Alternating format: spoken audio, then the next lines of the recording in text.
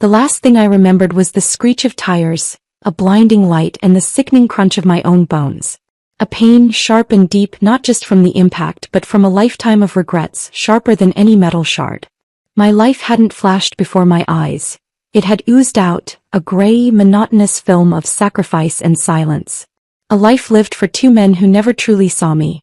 When my mind cleared, the scent of machine oil and cheap thread filled my nostrils. My hands, which should have been broken and old, were young and calloused, gripping a needle.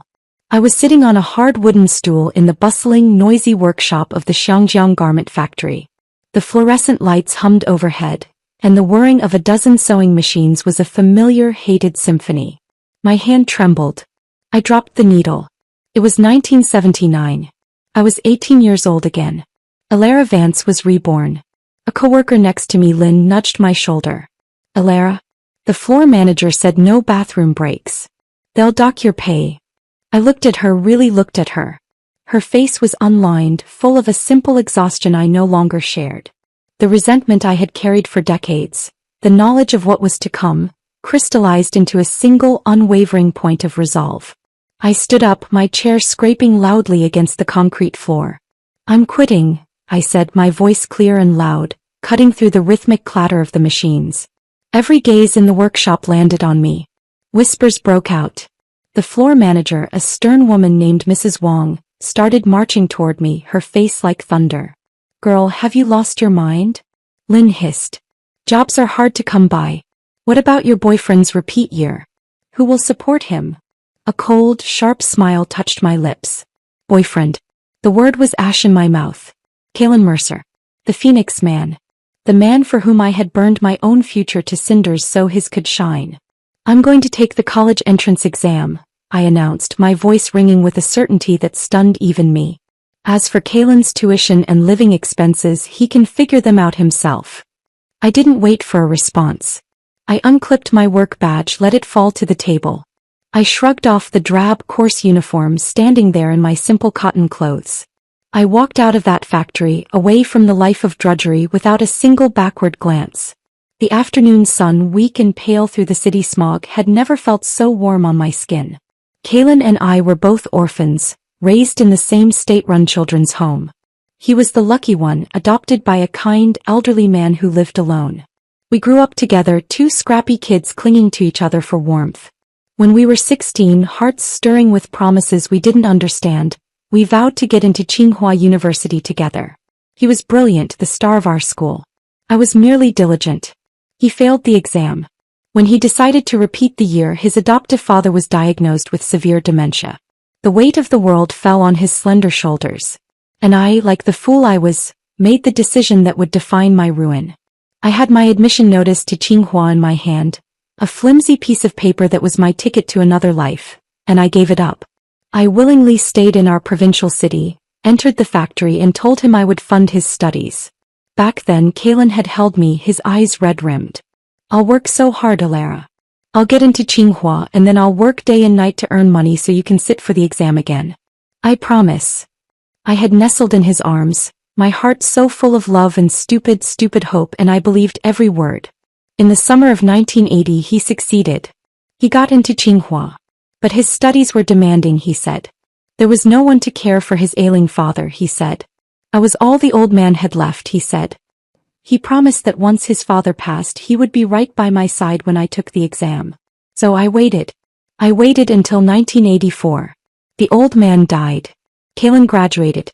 I moved to Beijing, my heart fluttering with a nervous, long-deferred joy, ready to finally begin.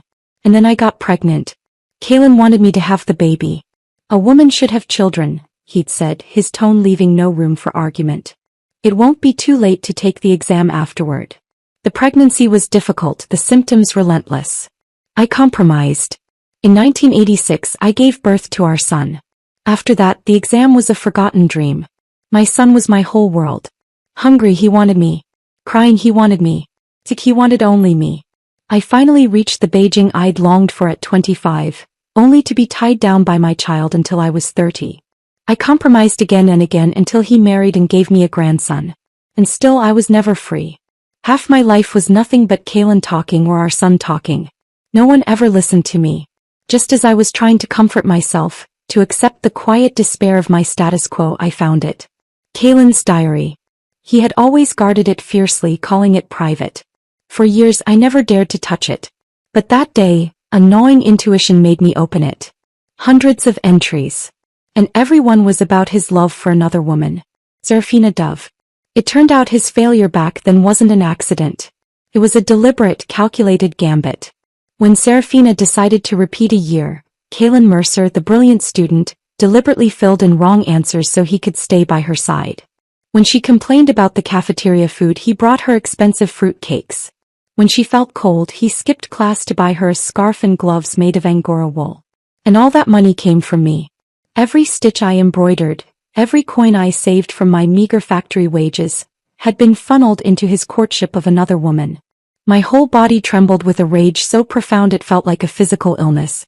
I confronted him, the diary shaking in my hand. Since you've been in love with someone else all this time, why did you even marry me? He snatched the diary from me, his eyes cold and distant. Who said you could read my diary? You're just a housewife who's never even been to college. Can you even read all the words in it? Don't assume everyone's as filthy-minded as you are. I stood there frozen. If not for him, how could I have missed my chance at college? And now he despised me for being uneducated? The man who once looked at me as if I were his whole world was gone, replaced by this callous stranger. I no longer argued. The fight had gone out of me, replaced by a crushing emptiness. I picked up a small suitcase and left. My son tried to follow, but Kalen stopped him. This house is mine. She doesn't have anywhere else to go. She'll be back in a few days. Just as he predicted, my son didn't come after me. The disappointment was a final, suffocating weight. Dazed, I walked straight into the path of an oncoming car. Now sitting in my small rented room, the memory of that betrayal was as fresh as yesterday. I clenched my jaw until it ached. The second chance was a gift from heaven and I would not waste it. I was Alara Vance and I would live for myself this time. I spent the evening in a fever of activity, setting up a study plan, allocating my meager savings. I was so engrossed I didn't hear the key turn in the lock. The door opened and two people walked in. As expected, one was Kalen, tall and handsome in his clean-cut way. But the person behind him made my blood run cold. It was Serafina Dove. Kalen clearly hadn't expected me. I should have been working the night shift. Panic flashed in his eyes. Alara, what are you doing back? Before I could answer, Serafina shivered dramatically from the cold. It's freezing out there, she whined, her voice like tinkling bells. Kalen immediately forgot about me, pulling her inside. This is Serafina Dove, the class president of my repeat year program, he said as if introducing a dignitary. Serafina was everything I was not. Her skin was porcelain, her eyes large and luminous. She wore a stylish, well-tailored jacket that screamed of money and confidence. When she noticed me staring, she offered a sweet, condescending smile. Hello, sister. Before I could muster a reply, she walked straight into my bathroom as if she owned the place. Seeing my stony silence, Kalen explained with infuriating nonchalance. Her dorm is too noisy. It's bad for studying. I decided to let her stay here for a while. His self-righteous tone made the anger I had been suppressing flare to life. He had insisted I rent this apartment so he could visit me, making my financial burden heavier, and I had agreed, thrilled at the prospect of seeing him. Now I saw its true purpose. When I stayed silent, he added, next time let me know before you come back. Otherwise, the bed's too small and she'll be uncomfortable. He busied himself making up a bed on the floor, then placed my own pajamas outside the bathroom door for her, acting like the rightful master of the domain I paid for. I watched him, a cold stillness settling over me. I walked to the kitchen, filled a basin with scalding hot water and returned.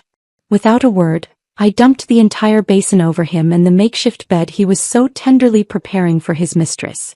The water soaked through the blankets with a hiss, steam rising in the damp, cold air. Kalen yelped, jumping up instantly, his clothes soaked, his face a mask of shock and growing fury. What the hell are you doing? He roared. I looked him dead in the eye, my voice devoid of all emotion. Washing the filth away. He was about to explode when the bathroom door opened and Serafina stepped out, wrapped in a towel, her hair damp. She looked at the soaked mess on the floor, her lips forming a perfect O of surprise. Kalen, what happened here? Instantly, Kaylin's anger vanished, replaced by a forced, placating smile. It's nothing. Elara accidentally spilled water on the bedding. I didn't let him get away with it. My voice was steady, a ripple on a frozen lake. I never said it was an accident. I did it on purpose. Kaylin's brows knitted together, his tone a low warning. Elara Vance, have you been working so much you've lost your mind? What nonsense are you talking about? He turned back to Serafina, his eyes soft. Your pajamas are thin. Be careful not to catch a chill. Go get some rest. Serafina's gaze flickered from Kaylin to me, her whole demeanor shifting to one of wounded innocence. Sister, she said, her voice trembling slightly, the bedding's all wet. Kaylin doesn't have a place to sleep. I'll just go back to my dorm and squeeze in with my classmates. I don't want to trouble you. She made a show of turning to leave. But Kaylin grabbed her arm. It's not safe for a girl to go back this late at night. You stay here. He turned to me, his jaw set. I'll go back to the factory with Elara and make do for one night. Serafina's eyes welled up with real tears, her voice choked. Forget it, Kaylin. Your wife doesn't welcome me. Can tell. I just won't come again. Kaylin grew frantic. He grabbed my wrist, his grip like a vice. You're being unreasonable. You stay here. I'll leave with her right now. I yanked my hand free, the dam of my resentment finally breaking. Kaylin Mercer, this is my rented apartment. How can you be so shameless? He froze, stunned by my venom. Elara, what's yours and mine? Why are you drawing lines between us? A cold, mirthless laugh escaped me. Don't call me Elara. Call me Mom. After all, I fed you, clothed you, paid for your repeat year, and now I'm even funding you to find another woman. What's the difference between you and a son? His face flushed a deep, mortified red. Elara Vance, the money you've spent on me, I'll pay you back someday. Do you really have to be like this? The sound of the slap echoed through the small room, crisp and satisfying.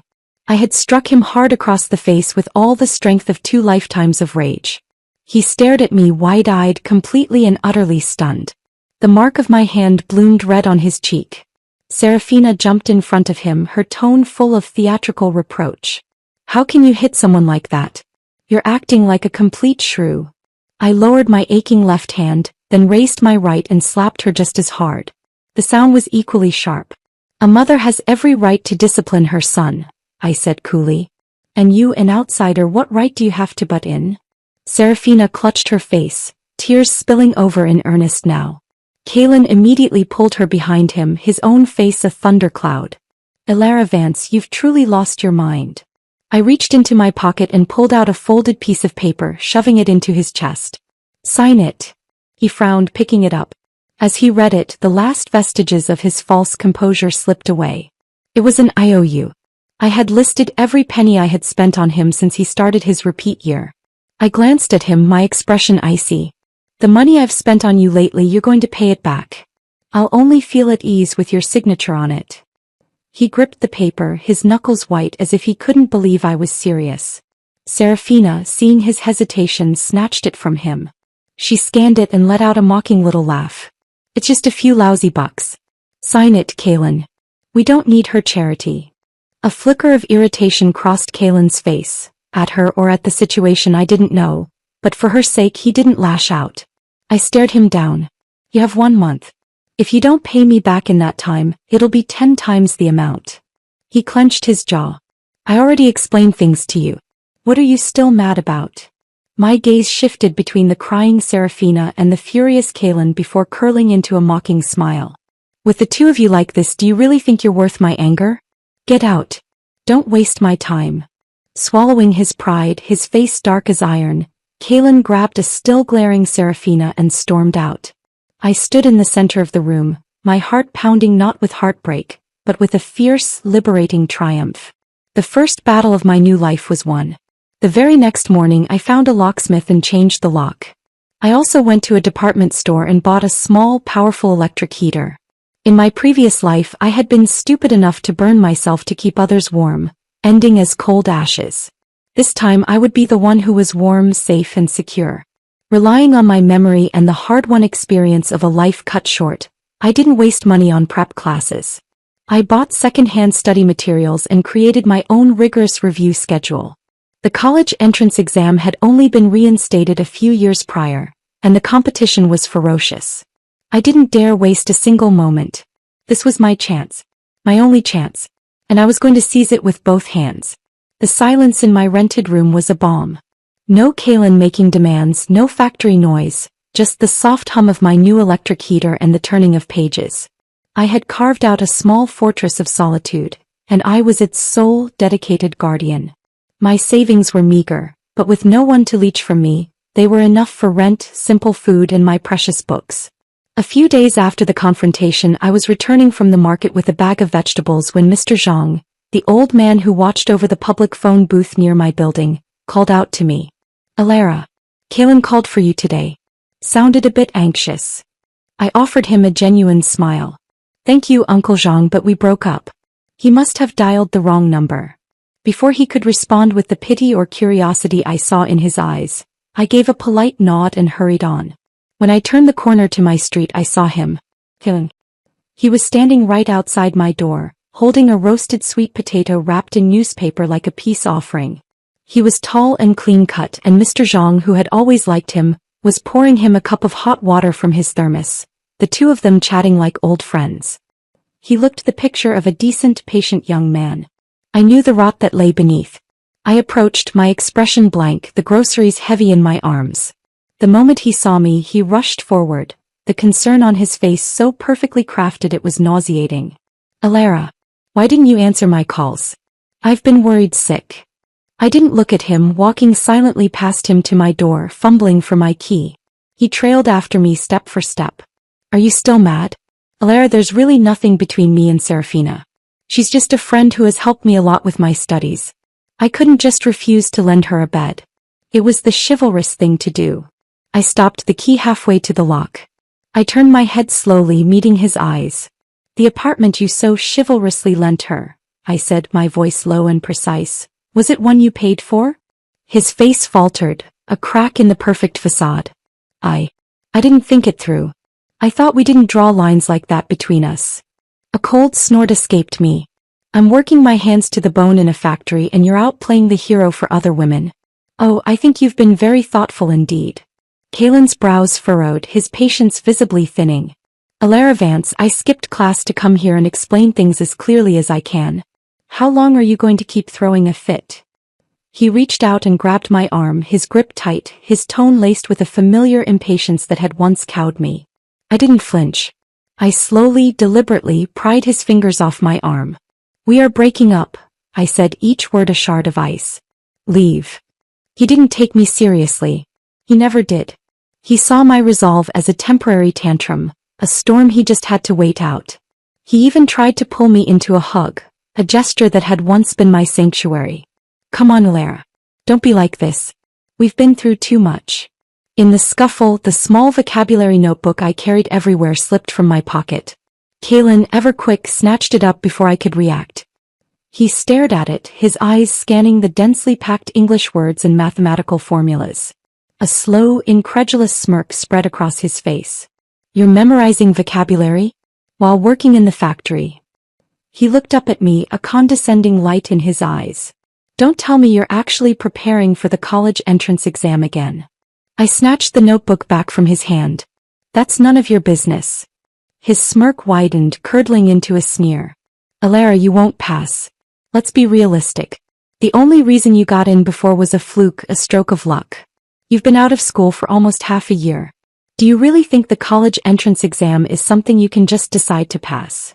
The expression on his face, the dismissive, mocking certainty, overlapped perfectly with the man from my previous life, the one who had called me an uneducated housewife. The ghost of that old pain lanced through me, but it was quickly cauterized by a fresh wave of fury. My voice dropped to a whisper, but it was as sharp and cold as a shard of glass. "I don't need your opinion, Kaylin." He glared at me, his jaw tight. "Fine. Have it your way. But when you're exhausted and defeated, don't come crying to me. And remember, you promised to support my repeat year. The materials fee is due soon. Don't you dare go back on your word just because you've got some foolish notion in your head." I let out a short, incredulous laugh, the sound harsh in the quiet street. I finally got the door unlocked and strode inside, shutting it firmly in his face. I heard him stand there for a moment longer before his footsteps finally retreated. Support him, I muttered to the empty room. He can support himself in his dreams. Without me funding his life, I was genuinely curious to see what the great Kalen Mercer, who had never worked a day in his life, could actually accomplish. I threw myself back into my studies with a vengeance. In my last life, even burdened by family, I'd never completely let my mind stagnate. I read newspapers, borrowed books, and tried to keep up. That foundation, combined with the burning focus of someone who knew what it was to lose everything, made picking up the textbooks less difficult than I'd feared. My days fell into a grueling but fulfilling rhythm. I woke at 5 a.m., my mind clear, and dove into mathematics. I slept at 11 p.m., my body tired but my spirit buzzing with the satisfaction of a problem solved, a passage understood. My life was no longer the kind where I opened my eyes to a child's needs and closed them in a kitchen, my world shrinking to the four walls of a home. The red crosses on my practice test papers grew fewer and fewer, replaced by confident, bold check marks. On my birthday, I decided to splurge. I was going to buy myself a proper cream cake. In my past life, such a luxury was a distant dream, a frivolity I always denied myself. This time I would celebrate my own existence. I walked into the best bakery in the city center, the bell on the door tinkling cheerfully. And there they were, standing before the glass display case. Kalen and Serafina. Of course. She was smiling up at him, her expression one of bashful sweetness, her hand resting lightly on his arm. I had rented my apartment specifically to be near his school for his convenience. Now the irony felt like a physical blow. Serafina spotted me first. Her eyes lit up not with warmth but with a predatory glee. She deliberately raised her voice, a tinkling, girlish sound. Kalen. This one, the one with the strawberries. So beautiful. You'll buy it for me, won't you? Kalen, utterly wrapped around her finger, rubbed her hair with a look of helpless affection. All right, little greedy guts. I'll buy it for you. Seeing that scene, it would be a lie to say I felt nothing. A cold, hollow ache settled in my chest. In my previous life at this exact time, a cream-frosted cake was a rare and expensive treat. I'd always had a sweet tooth, and since it was my birthday and Kalen had just received a small bonus from a tutoring job, I had gathered the courage to ask him for a small one. I had even taken time off from the factory, cooked a full table of his favorite dishes in my rented apartment, and waited for him to come after class. He came home late that day, empty-handed except for a single cold roasted sweet potato. Elara, he'd said, his voice full of false regret, times are tight right now. A cake isn't as worthwhile as a sweet potato. Don't you love these the most? They're both sweet. What's the difference? Even though I was crushed with disappointment, I hadn't shown it. I had even convinced myself he was right, practical and responsible, blaming myself for being wasteful and selfish. It wasn't until years later, reading his damning diary, that I learned the truth. He hadn't bought me a cake because he had no money left. He had spent his entire bonus on an elaborate cake, a new dress, and a tube of fashionable lipstick for Serafina Dove's birthday, which happened to fall on the very same day. For me, there had only been a cheap, cold sweet potato from a roadside vendor. Sweet potatoes were cheap, and in his eyes so was I. But my worth wasn't for him to decide. Not anymore. It was just a cake. If I wanted one, I could buy it myself. I walked right up to the counter, ignoring them completely, and pointed to the most extravagant cake in the shop. A two-tiered confection covered in whipped cream rosettes and fresh fruit.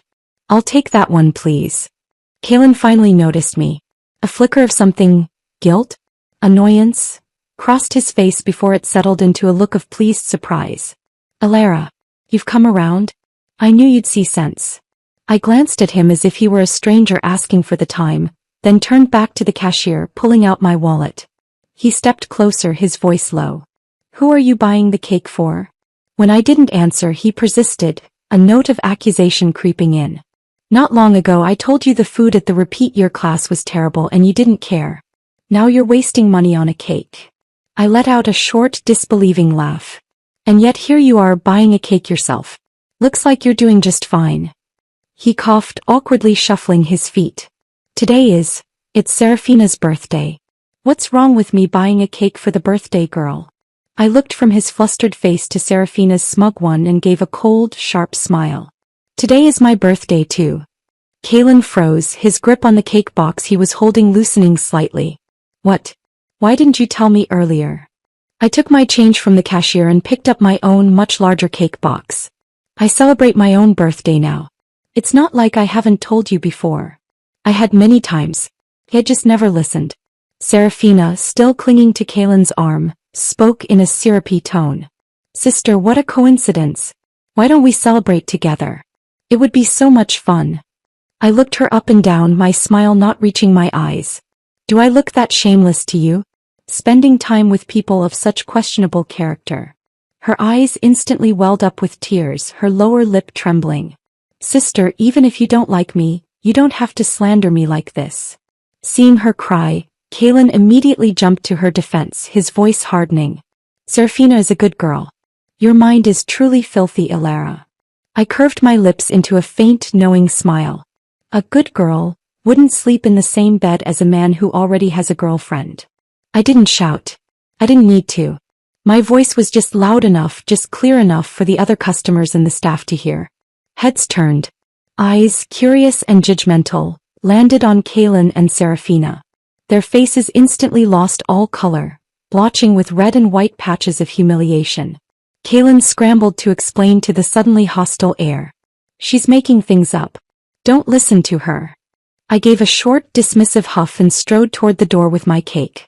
But Kalen, desperate to regain control, snatched the box from my hands. Elara, are you even listening to me? I stared past him, through him as if he were nothing but air. The cashier, thinking Kalen intended to pay for my cake as well, politely announced the price. That will be 35 yuan, sir. Kalen's face went slack. His lips, pressed into a tight line, twitched. 35? Why is it so expensive? The cashier, a young woman, replied politely but firmly, Sir, this cake is made with imported cream and the fruit is the freshest available. It's our premium product. Kalen hesitated. Before, with me covering all his tuition, living expenses and materials fees, he never had to worry about money. He could play the generous benefactor to Serafina. But now, without my financial backing, that little bonus of his was stretched thin. The people waiting in line behind us grew impatient, muttering for him to hurry up. Serafina tugged at his arm, her voice a whining plea. Kalen, I really want that one. Hurry up and pay. Once she spoke, Kalen was trapped. His pride was on the line. Gritting his teeth, his face a mask of strained nonchalance, he pulled out his wallet and paid for her cake. I couldn't help but smile. I picked up my own, even more expensive cake, my heart light. I was curious to see how long he could keep up this act of being a big spender without my hard-earned wages funding his charade. I walked out of the bakery, the bell tinkling behind me, the weight of the cake box in my hands feeling not like a burden but like a trophy. The sweet, buttery scent of the cake filled my small room that evening as I ate a slice, savoring every mouthful. It was more than a dessert. It was a testament to my freedom, a declaration that I was worth every sweet, delicious bite. The sweet taste of victory from the bakery encounter lingered for days, fueling my studies with a renewed sense of purpose. The cake had been a symbol and I had claimed it for myself. My life settled into a deep, focused rhythm. Wake, study, eat, study, sleep.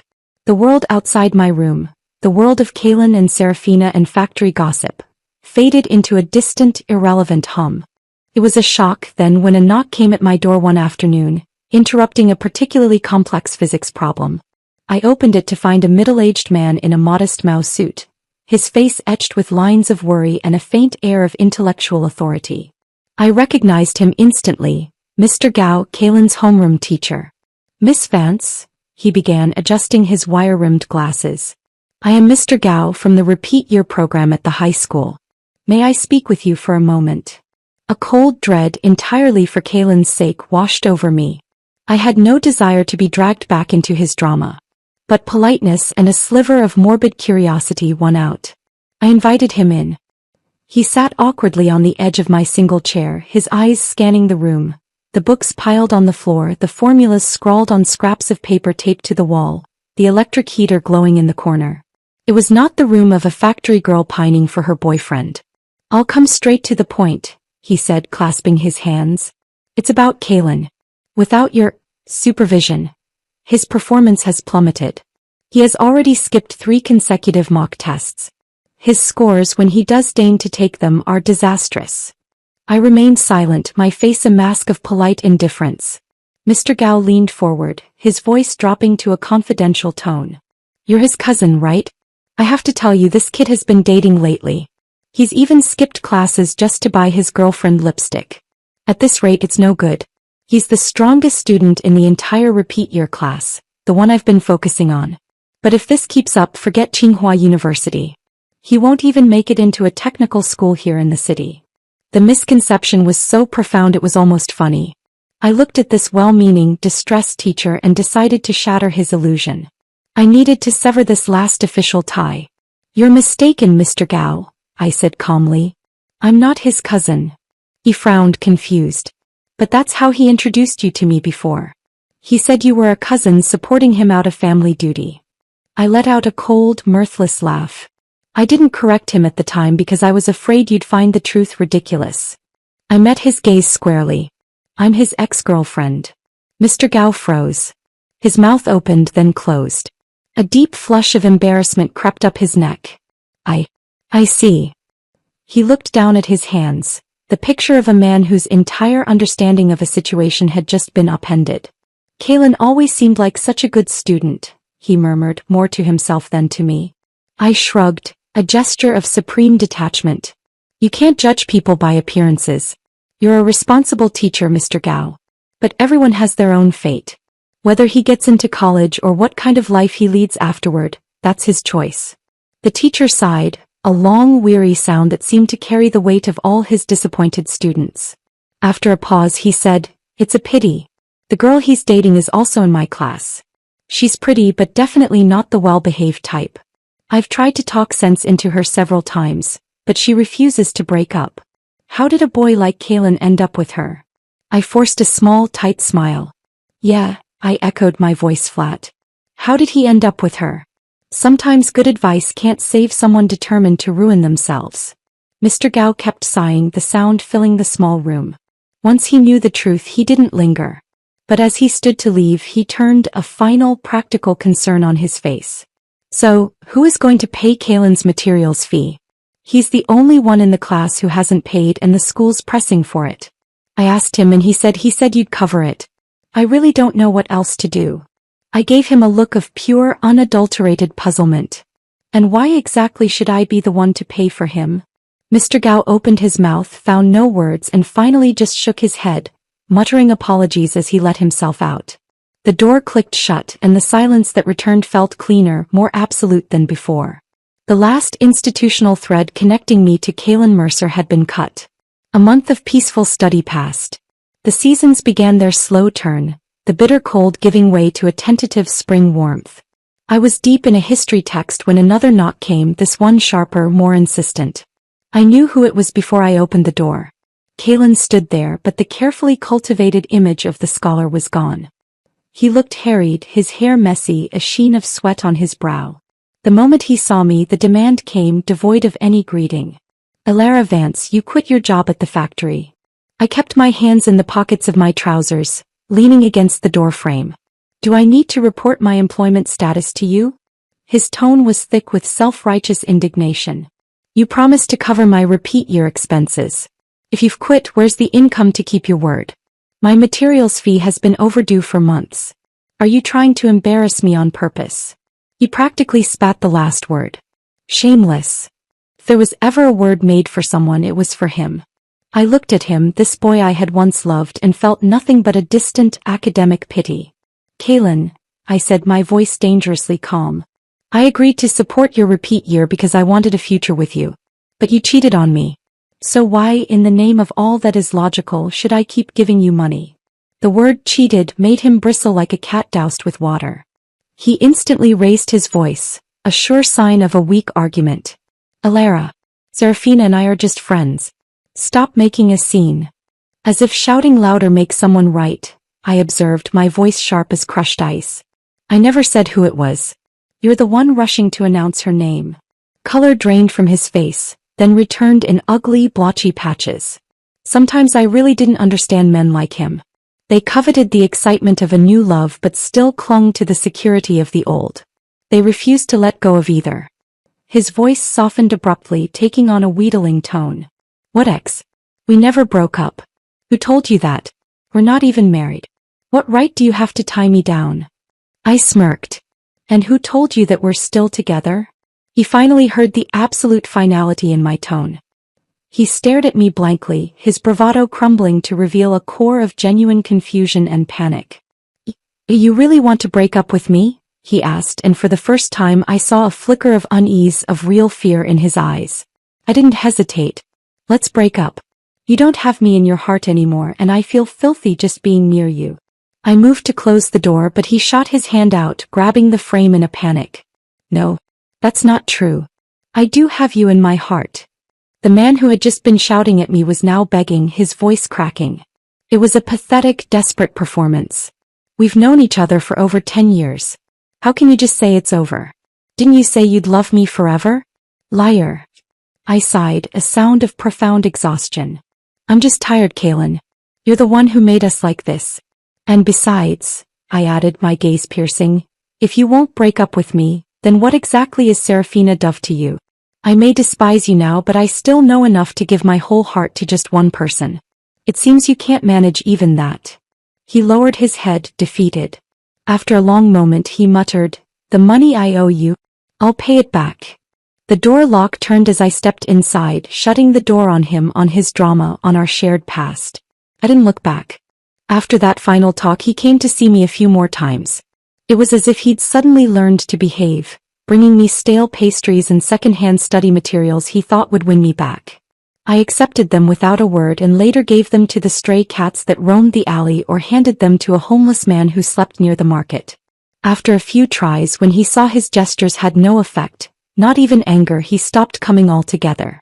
As the weather warmed, I bought myself a new dress, a simple sky blue cotton one. It wasn't expensive, but it was mine, bought with my own money for my own pleasure. The pages on the calendar above my desk grew fewer and fewer. My initial frantic excitement slowly shifted into a calm, steady acceptance. I didn't have the arrogant confidence of youth anymore. I knew the odds were steep. But you only get one lifetime, and I'd already died once. What was there left to be afraid of? With that quiet, unshakable mindset, I gathered my pencils and my resolve, and stepped once more into the college entrance exam hall. The room was silent, thick with tension and the smell of nervous sweat.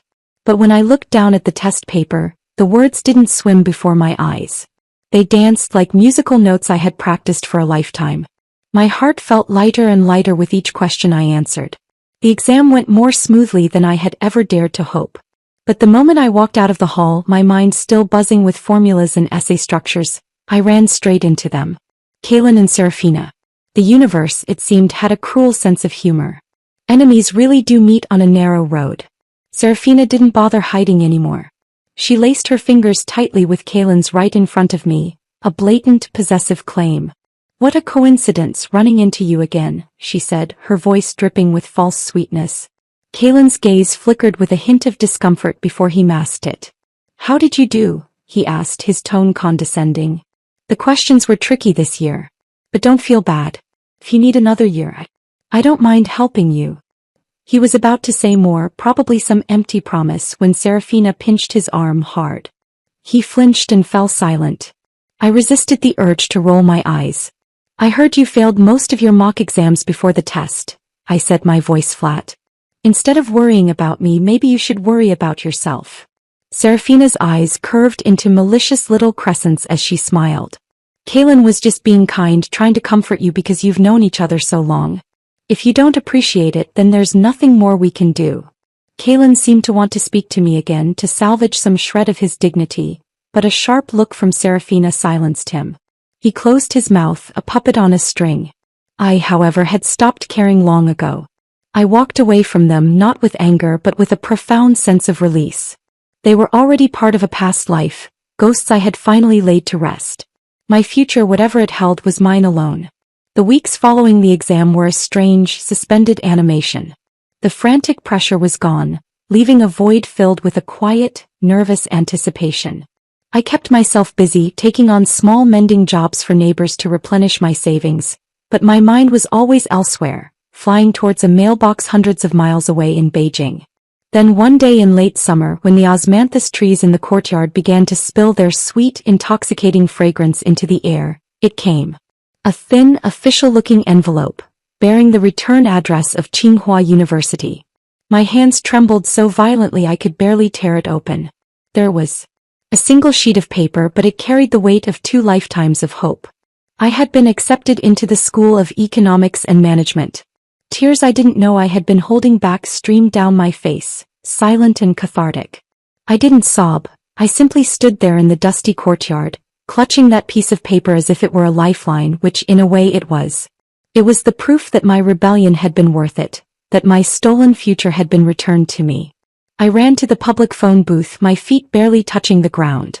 Uncle Zhang. Uncle Zhang. The old man looked up from his newspaper, his eyes crinkling into a slit as he saw my tear-streaked, beaming face. Alara? What is it, child? I got in. I practically shouted, waving the letter. Tsinghua University. I'm going to Beijing. His face broke into a wide, genuine grin. He came out from behind his booth and clapped me on the shoulder, a rare gesture of affection. I knew it. I knew you had it in you. Such a fine, clever young woman. You've really made something of yourself. He laughed, a dry, raspy sound, and I laughed with him, the joy bubbling up uncontrollably. That night I cooked a feast. I bought a whole fish, stir-fried pork with peppers, and made a huge pot of egg drop soup. I invited Uncle Zhang to my room, the first and only guest I would ever entertain there. We ate at my small table, the admission letter placed proudly in the center like a holy relic. In the past I had been so afraid of solitude, so desperate to tie Kaylin to me so I wouldn't be alone. Now even if the only person I could share my good news with was the kind old man from the phone booth, I felt a fullness and contentment I had never known. My life was my own and it was enough. Toward the end of the meal, Uncle Zhang grew quiet. He pulled a thick, crumpled envelope from the inside pocket of his jacket. Almost forgot about this, he said, pushing it across the table towards me. Kaylin came by today. But he didn't go in to see you, just gave me this and left. Said to make sure you got it. The name sent a jolt through me, a remnant of old emotions. I nodded, my joy momentarily dimmed. I picked up the envelope. It was heavy. I pulled out the contents to find a neat stack of bills, more money than I had ever seen at one time. It was easily twice the amount I had ever spent on him. With this sum, I wouldn't have to worry about my first year's tuition or living expenses. A huge financial weight lifted from my shoulders. The old man, seeing me go quiet, spoke cautiously.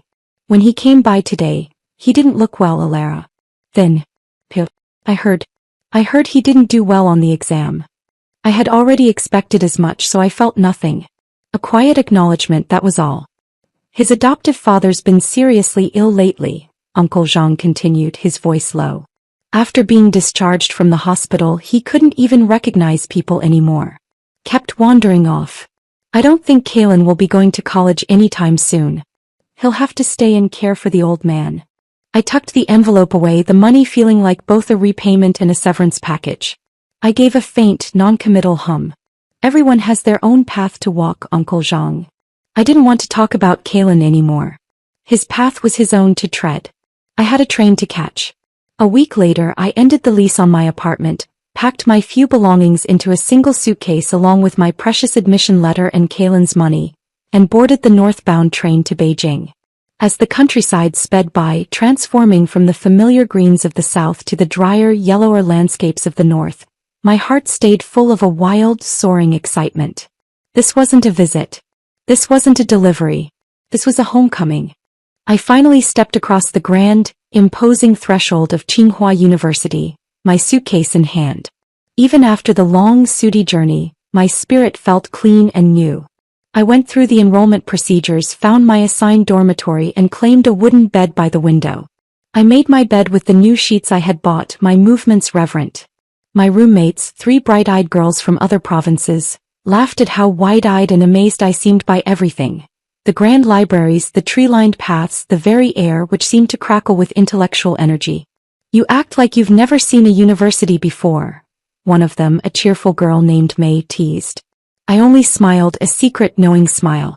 It feels like a dream, I said, which was the truest thing I could say. In my previous life around this same time, I had been to Tsinghua University once before. I had taken the chance to deliver Kalen's luggage after he had, so brilliantly, passed. That day I was dressed in dull, worn clothes, carrying a burlap sack that smelled of the factory. I had lingered at the grand iron gate for a long, long time, peering through the bars like a beggar at a feast. Through that gate, it felt as if I were staring at two completely different lives, the one I was meant to have and the one I had chosen. I had asked him, my voice small and hopeful, if he could take me inside just for a quick look. He had frowned, his expression impatient. My father needs someone to take care of him. If we don't go back soon, he'll start making a fuss. So I had swallowed my longing, my shame, and hurried away, my dream receding behind me with every step. But now I didn't need his permission. I didn't need to be anyone's guest. I had walked in openly, under my own name, with my own power. This time, my goal wasn't just to fill the regret of my past life. It was to build a foundation for a future I could barely have imagined before. Most of my roommates and classmates were top talents from their provinces, many from well-off intellectual families. Once I had adapted to campus life, I began to listen, to learn from them.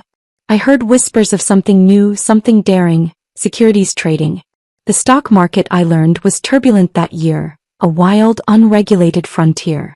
Volatility, I realized, often meant opportunity. Using the small nest egg from Kalen's repayment and the snippets of economic knowledge I was rapidly acquiring in my classes, I took a calculated risk. I remembered from my previous life vague news reports about certain stocks, about companies that would boom and bust. It was hazy, unreliable knowledge, but combined with my newfound understanding and a gut instinct honed by a life of hard choices, it was enough. I started small, my heart pounding with every transaction. The market was a roller coaster, but I found I had a stomach for it. The fear of losing a little money was nothing compared to the fear of losing my entire life again. My reactions were quick, my decisions sharp. Within a few months, my initial investment had grown substantially. The word spread quietly through the department. The quiet, intense girl from the south had a knack for the market. Even the stern-faced professor who had initially dismissed my background now looked at me with a measure of respect. "Miss Vance," he said one day after class, "you have sharp market instincts. You're a woman as capable as any man on the trading floor." The praise was backhanded, but I took it. I split my earnings into 3 parts. One for savings, one to reinvest, and one to start planning for a small business of my own. My plans for the future, once a single desperate point of light, get into university, were now expanding, becoming clearer and more ambitious. I wouldn't just be a top student. I would be a top professional, a top-tier entrepreneur. I would be untouchable. While my life was ascending, spiraling upwards into a realm of possibility, Kalen's was spiraling down into the mire of his own poor choices. We'd had no contact, and I preferred it that way. But gossip, especially among students from the same region, travels fast. He had somehow scraped together the funds to attend a low-tier technical secondary school in Beijing, a pale shadow of the future he had once dreamed of. Beijing had many schools, but a married student was a rarity, a spectacle. The story, relayed to me with wide eyes by my roommate May, was that his wife, had shown up at his classroom. Serafina Dove, no longer the delicate flower, had stormed into his school, dragged him all the way to the playground in front of everyone, and screamed for money. "You promised to buy me a gold necklace," she had shrieked, her voice echoing across the campus. "I've been waiting back home for 2 months and you still haven't sent it. Do you have someone else out here?" My roommate reenacted the scene with dramatic flair. "That girl was fierce. Slapped him right across the face, split his lip. Then she asked where his father was and he couldn't answer. She pressed him until he just skipped class and ran off." I raised an eyebrow, a cold irony settling in my chest. It seemed Kalen had tried to replicate with Serafina the same life he had forced on me. Him pursuing his ambitions in the city, while his woman stayed behind to care for his ailing father. May took a sip of water, her eyes alight with the gossip. "And then, get this, I heard from a friend at that school, his dad had drowned in a lake back home. Been dead for 2 months. His wife had kept it from him the whole time." I couldn't help the pang of sorrow, not for Kalen but for the old man. He had been a kind soul. But thanks to Kalen's selfishness, he hadn't even had peace in his final years. The old man was pitiful. But Kalen had brought this all on himself. He had chosen her. The path of deception and convenience he had chosen was his own. Who else could he possibly blame? The rhythm of university life was a symphony to my soul. Every lecture, every book, every spirited debate with my classmates was a note in a song of liberation. I was no longer just Alara Vance, the orphan, the factory girl, the betrayed girlfriend. I was Alara Vance, Tsinghua student. The identity fit me like a well-tailored glove. My foray into the stock market had given me not just capital but a fierce reputation. I was cautious with my newfound notoriety, knowing that in this new era, fortunes could be made and broken on a whim, and a woman's success could attract as much envy as admiration. I kept my head down in class, but my mind was constantly working, analyzing economic reports and planning my next move. The winter break of my first year arrived, bringing with it a biting cold that seeped into the bones of the city. I felt no particular pull to return to my provincial town, a place that held only ghosts and grievances. But there was one place I needed to visit: the welfare home. I had saved a small amount of money from my trading and I wanted to donate it, to perhaps buy the children new blankets or books. It was a gesture of closure and of hope. Director Lee, a woman whose hair had gone fully gray since I last saw her, was visibly moved when I handed her the envelope. "Alara," she said, her voice thick with emotion, "we always knew you were special. To think of the children now after all you've achieved, it's a true blessing." She insisted I stay for tea and we sat in her small, overheated office, the scent of old paper and disinfectant filling the air. We spoke of mundane things at first, but the conversation inevitably turned to the other children from our year. Her face grew shadowed. "You both grew up here," she said, a deep disappointment etched into her features.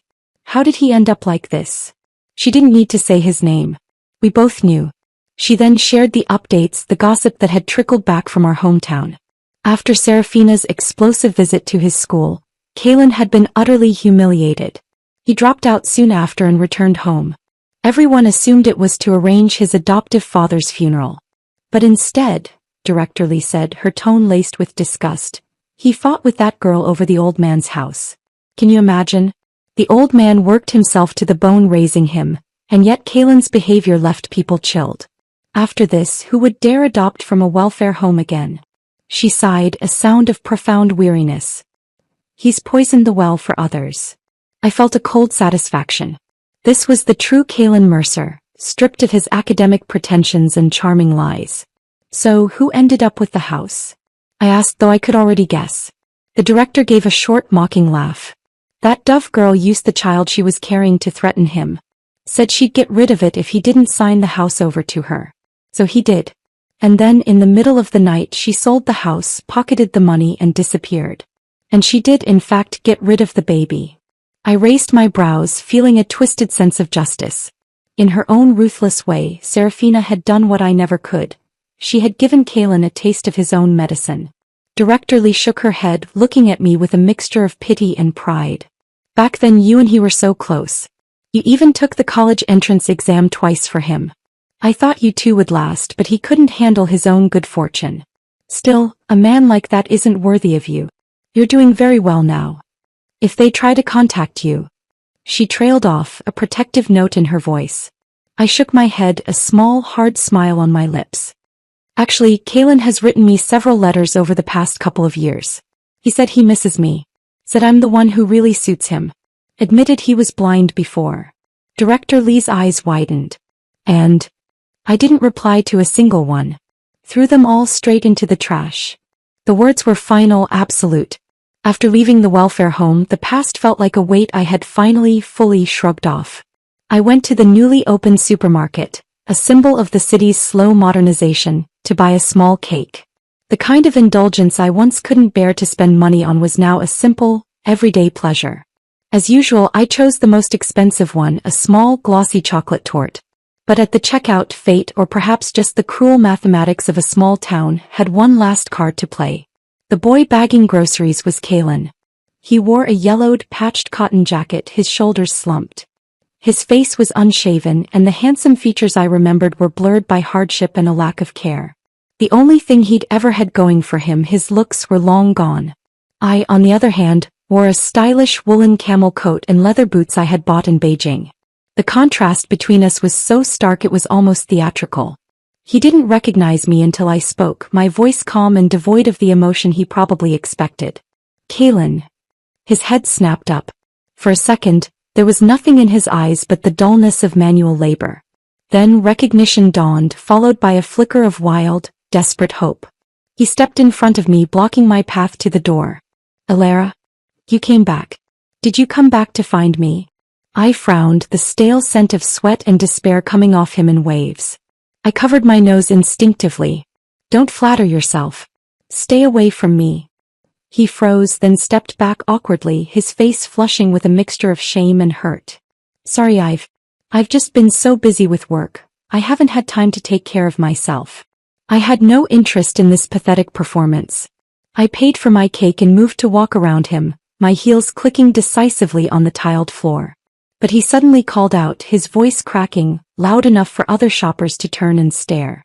Alara Vance, I regret it. I stopped, but I didn't turn around. I regret it, he repeated, his voice trembling, almost breaking into sobs.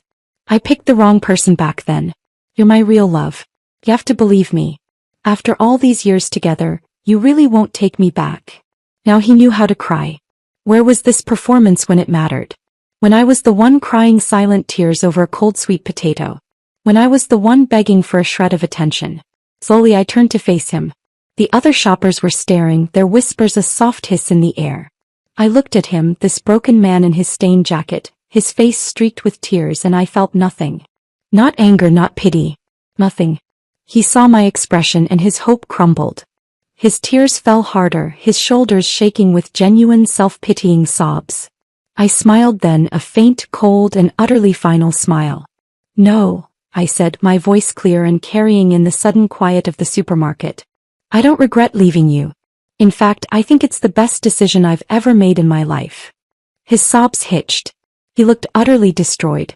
There's no medicine for regret, Kalen, I continued, my gaze holding his. So, I hope I'll always live in a way that I'll never need it. I turned my back on him for the last time and walked out of the supermarket into the crisp winter air. The bell on the door jingled behind me, a sound of dismissal. I didn't look back. I knew with a certainty that settled deep in my bones that I would never see him again. The ghost was finally laid to rest. The past was truly, completely over. The encounter with Kalen at the supermarket was the final, definitive full stop on the first volume of my life. Returning to Beijing after the winter break felt like coming home in the truest sense. The city, with its bustling, impersonal energy, was my sanctuary. Here I was not defined by my past, but by my present actions and future potential. My initial success in the stock market had been a combination of hazy memory, instinct, and luck. Now I was determined to build my success on a foundation of granite. I became a voracious learner, spending hours in the library beyond my required coursework, devouring books on economic theory, market analysis, and the nascent field of business management.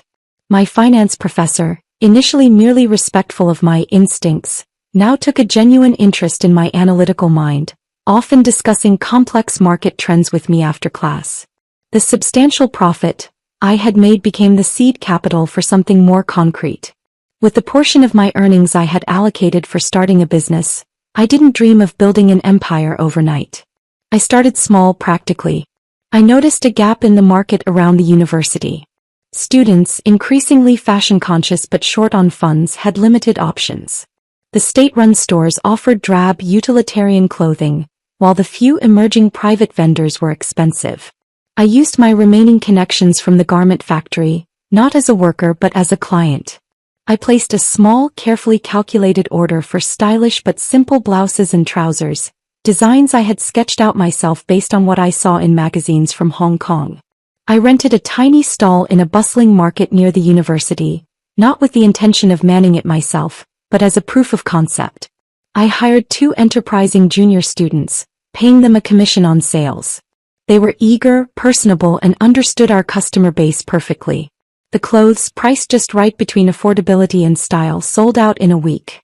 I reinvested every yuan, placed a larger order, and found 2 more students to run a second stall in a different district.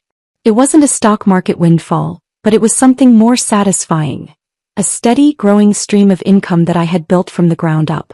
I was no longer just a speculator. I was an entrepreneur. The feeling of seeing my designs, my business plan translate into tangible success was a drug more potent than any trading profit. My reputation on campus evolved. I was no longer just the lucky girl from the South who played with stocks. I was Alara Vance, the sharp-minded business student who ran a successful clothing venture on the side. I attracted attention, some admiring, some envious. A few male classmates, sons of party officials or factory directors, began to show interest, seeing in me not just a pretty face, but a formidable, intelligent partner. I entertained their conversations, their offers to study together, with a polite detachment. I was friendly, but I built a wall around my heart that was higher and stronger than the one around Tsinghua itself. Romance was a distraction, a vulnerability I could not afford. I had seen where putting a man at the center of my universe led. This time I was the sun and my ambitions were the planets in orbit. One afternoon I was in the library, buried in a text on macroeconomic policy, when a shadow fell over my table. I looked up to see Liam Chin, the son of a well-connected official in the Ministry of Commerce. He was handsome, confident, and known for his sharp intellect. "Alara," he said, his voice low so as not to disturb the silence. "I've been looking for you. A few of us are putting together a study group for the International Economics midterm. We thought you might want to join. Your insights on the last case study were impressive." It was a genuine offer and a flattering one. The few of us were the top tier of our class.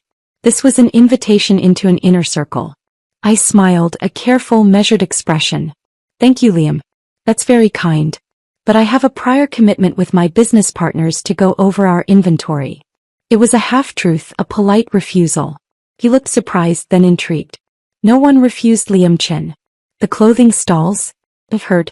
It's quite an undertaking for a student. You're full of surprises, Alara Vance." "One has to be," I replied, my gaze steady. "We can't all rely on family connections." It was a bold, almost rude thing to say, but I said it with a slight smile, taking the sting out of it.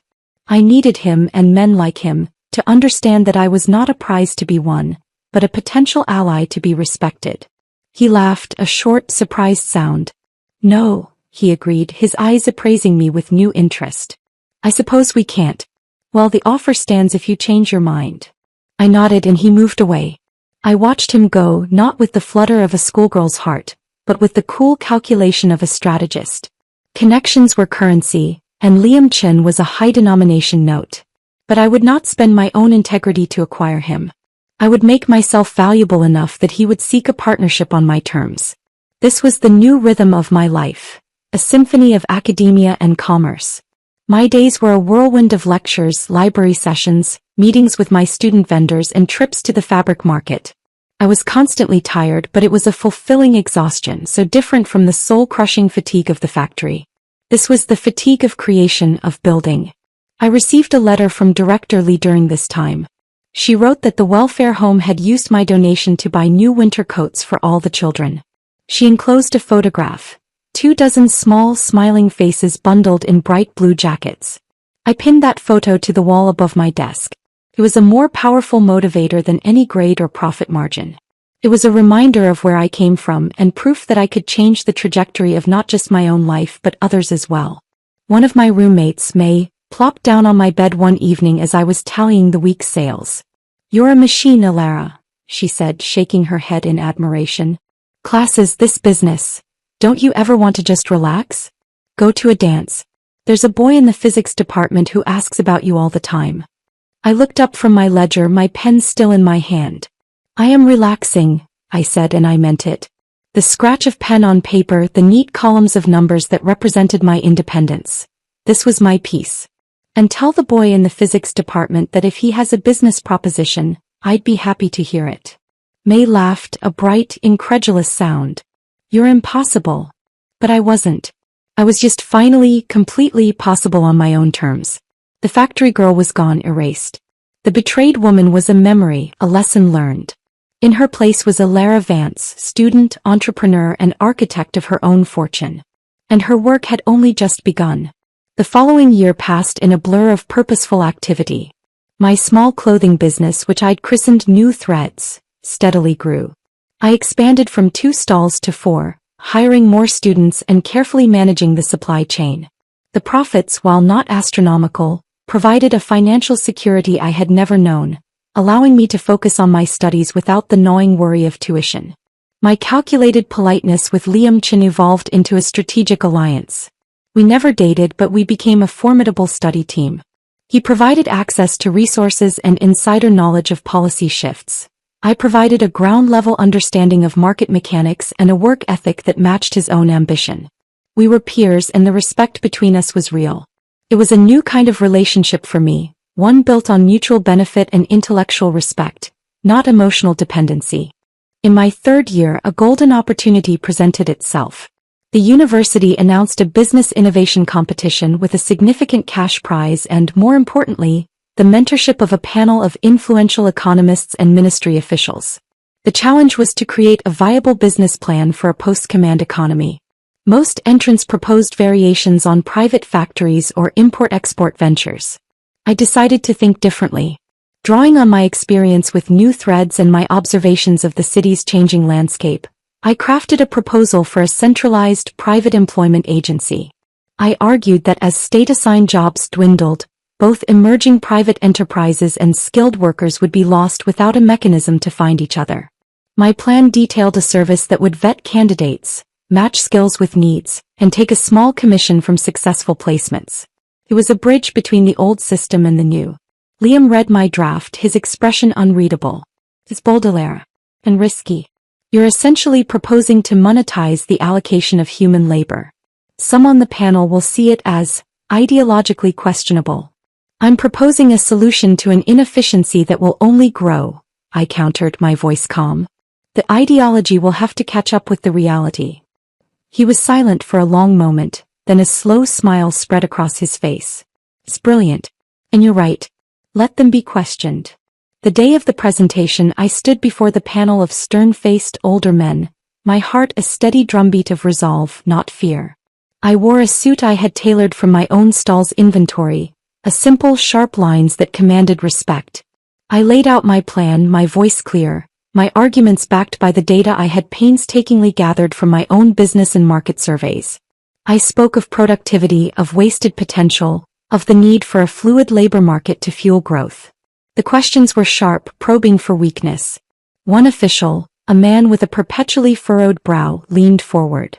Miss Vance, your model is predicated on the continued decline of state-owned enterprises. Are you not, in effect, betting against the state? I met his gaze without flinching. I am betting on the ingenuity and ambition of the Chinese people, I replied. The state has opened the door for private enterprise. My proposal is simply a service to help people walk through it more efficiently. A stronger private sector, properly managed, strengthens the nation as a whole. There was a long silence. I couldn't read their faces. I thanked them and walked out, my palms damp but my head high. Weeks later, the results were announced. I had won. The news spread across the department like wildfire. Elara Vance, the orphan from the South, had won the most prestigious business competition at Tsinghua. The cash prize was substantial, but the real prize was the mentorship. I was now in the orbit of men who shaped economic policy. The victory party was held at a restaurant I could never have afforded on my own. Liam clinked his glass with mine. I told you it was brilliant, he said, his eyes holding a genuine admiration that had nothing to do with romance. You've just changed the game for yourself. He was right. The win was a catalyst. The mentorship opened doors I hadn't even known existed. I was invited to closed-door seminars, introduced to bankers, and asked for my opinion on market trends. My new threads business, once a side project, was now seen as a successful case study. I used the competition prize money to formalize it, renting a small office and hiring a full-time manager, freeing me to think bigger. It was during one of these seminars that I saw him. Not Kalen. The thought of him was now like remembering a character from a sad book, but another ghost from my past life. I was discussing the potential for consumer credit with a portly bank manager when my eyes swept across the room and landed on a man hovering near the refreshments table. He was older, dressed in a cheap, ill-fitting suit, nervously holding a cup of tea. It was Mr. Wang, the floor manager from the Xiangjiang garment factory. Our eyes met. His widened in shock, then confusion, then a dawning, almost comical recognition. He hurried over, bowing slightly, his former authority completely gone. Miss Vance? Lara? Is it really you? Mr. Wong, I said, my voice coolly polite. What a surprise. I heard rumors you were at Tsinghua, but I didn't believe. He stammered, his eyes taking in my tailored suit, the confident way I held myself, the respectful attention of the bank manager beside me. You've come so far. The factory was a valuable lesson in efficiency, I said, a slight smile touching my lips. It taught me what I didn't want my life to be. His face fell. He was there. I learned to beg for a loan for the factory, which was struggling to compete with the new agile private manufacturers. The world I had escaped was now struggling to survive in the new economy I was helping to build. The irony was rich and not lost on either of us. I am glad to see you are well, Mr. Wong, I said, ending the conversation. I turned back to the bank manager, seamlessly picking up our discussion. I felt Mr. Wong linger for a moment before slinking away. There was no schadenfreude, only a profound sense of distance. I had not just moved on, I had transcended. That night, back in my dorm room, I looked at the photo of the children in their new blue coats. I had power now. Not the fleeting power of a stock trade or a successful stall, but a different kind of power. The power of influence, of a respected voice, of a seat at the table. I had built it all myself, brick by brick, with my mind and my will. The timid factory girl who had trembled at the floor manager's voice was gone. In her place was a woman who could look a bank manager in the eye and debate economic policy, a woman whose ideas could win national competitions, a woman who was no longer defined by the men in her life, but by the life she had built for herself. The future was no longer just a dream of survival or even success. It was a canvas, and I was only just beginning to paint. Graduation day dawned bright and clear. The air at Tsinghua was thick with the scent of blooming magnolias and the palpable buzz of anticipation. Dressed in my academic regalia, the square cap feeling both strange and symbolic, I walked with my cohort toward the great hall. The sun warmed my face and I felt a serenity I had never known. This was not an end but a glorious, hard-won commencement. My name was called. Elara Vance, School of Economics and Management, with highest honors. The applause was a wave that carried me across the stage. I shook the dean's hand, accepted my diploma, and looked out at the sea of faces. I didn't see my past in the crowd, I saw my future. My roommates, my business partners, Liam Chin, my professors, they were the landscape of my new life. The photograph of the children from the welfare home was tucked into the pocket over my heart, a silent witness to how far I had come. In the whirlwind of celebrations and farewells, offers came flooding in. A position at a newly formed state investment bank. A role in a ministry think tank. An invitation from Liam Chin to join his family's burgeoning commercial enterprise. An offer that hinted at something more than professional partnership. I listened to them all, polite and grateful. But my mind was already made up. A week after graduation, I stood in my own small office, the one I had rented with the competition prize money. The sign on the door was simple, elegant. Vance Consulting. My plan was to formalize and expand the concept that had won me the competition. I would not just be an employment agency, I would be a strategic partner for the new private enterprises springing up across the country, helping them navigate the chaotic, thrilling transition from a planned to a market economy. I would help them find talent, secure funding, and develop business strategies. It was a risk. The government positions were secure, prestigious. Liam's offer was a fast track to wealth and influence. But security and a fast track were not what I had fought for. I had fought for autonomy. For the right to build something that was entirely, unequivocally mine. My first client was a nervous man who had left his state-run factory to start a workshop producing precision machine parts. He had the technical skill but no idea how to find customers or manage his finances. I spent weeks with him, organizing his operations, helping him draft contracts, and using my nascent network to find him his first major buyer. The day he secured the contract, a deal that would allow him to hire 5 more workers, he bowed to me, his eyes shining with tears of gratitude. That feeling, of being the architect of someone else's success, was more intoxicating than any stock dividend. My business grew not explosively but steadily, rooted in tangible results. I became known as the person to see if you had a bold idea but lacked the business acumen to execute it.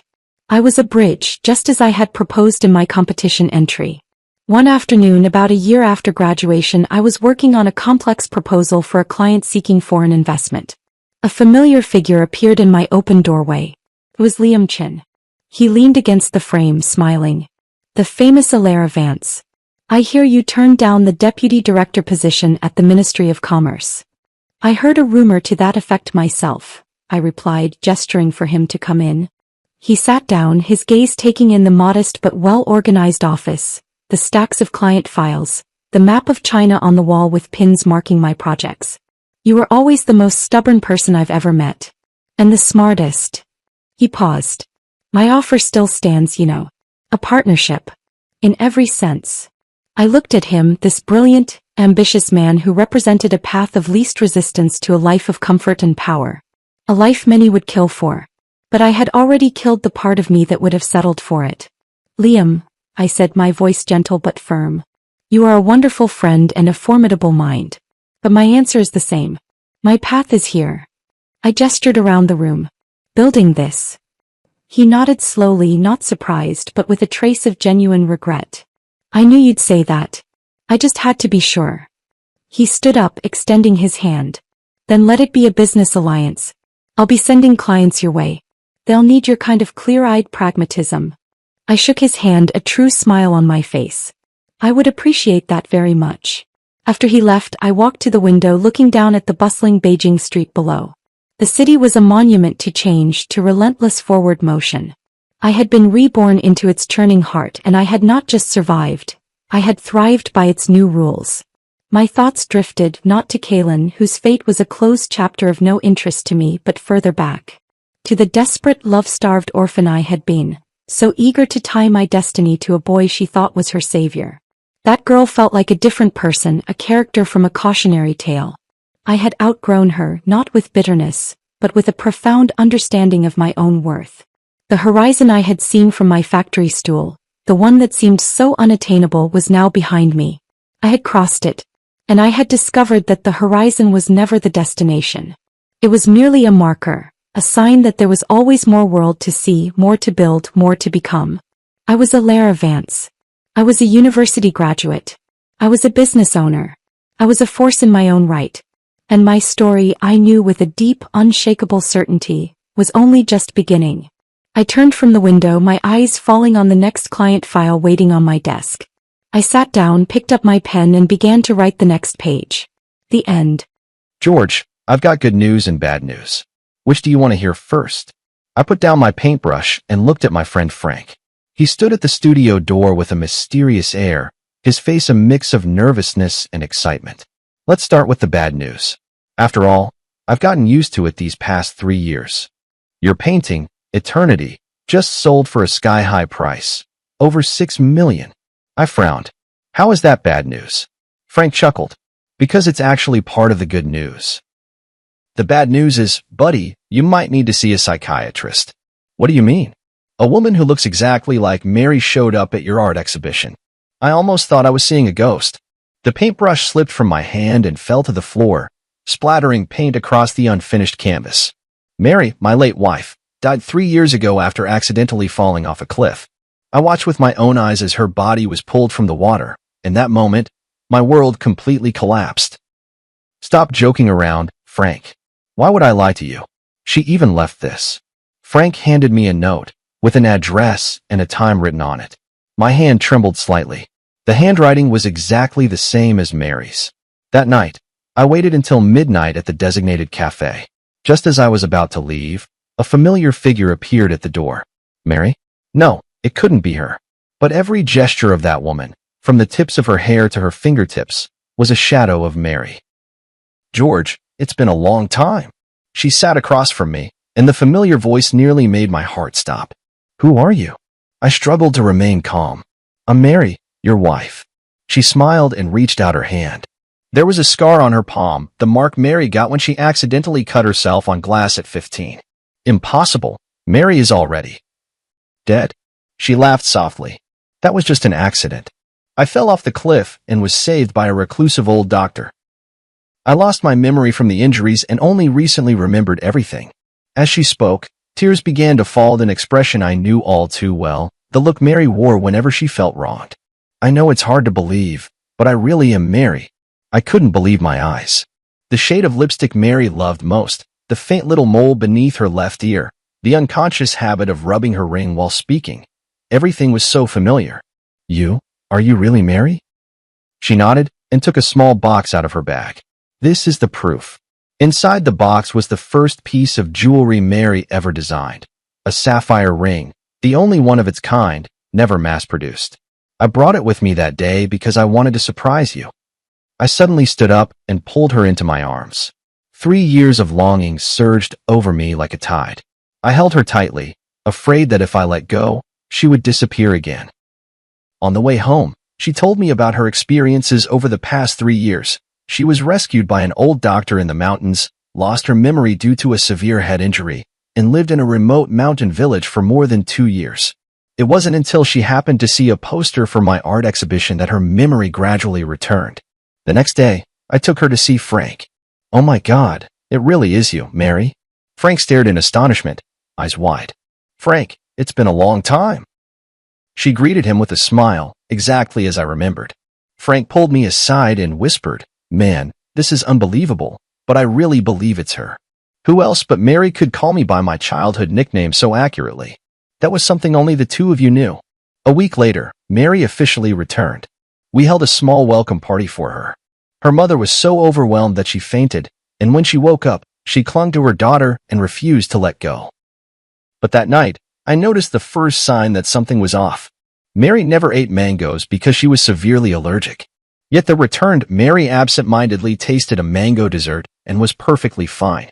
Aren't you allergic to mangoes? I asked. She paused for a moment, then quickly laughed and said, Oh, that old Chinese doctor cured my allergy. He's really amazing. I nodded, but in my heart, I marked the first question mark. Is this really my wife?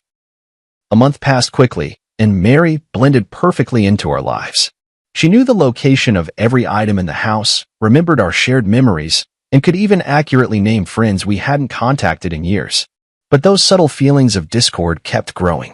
For example, the real Mary liked to listen to classical music, especially Debussy, while designing jewelry. But she would always unconsciously hum along to pop songs. Mary always habitually used her left hand to hold chopsticks, even though she knew it was wrong. She just couldn't change. But she was a standard right-handed user. The most obvious difference appeared that night when I accidentally caught her smoking in the bedroom. The real Mary hated the smell of smoke. Even when I came home from social events with a faint scent of cigarettes, she would frown. When did you start smoking? I stood at the doorway, my voice soft. She was clearly startled, hastily snuffing out the cigarette. This is a herbal cigarette for treating insomnia, prescribed by an old Chinese doctor. I nodded, not pressing further, but the doubts in my heart only grew deeper. The next day, I went to find Frank.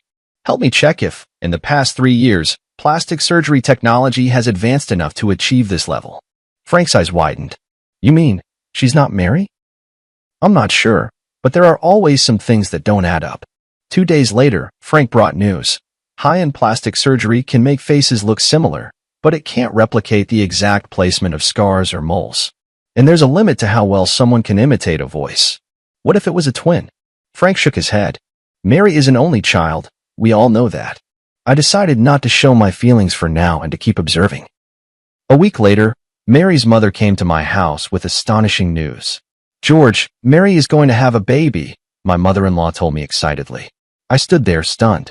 Before we got married, Mary had been diagnosed with uterine hypoplasia. The doctor had made it clear she could never get pregnant. This was our shared secret. Not even my mother-in-law knew. How do you know that? I managed to ask.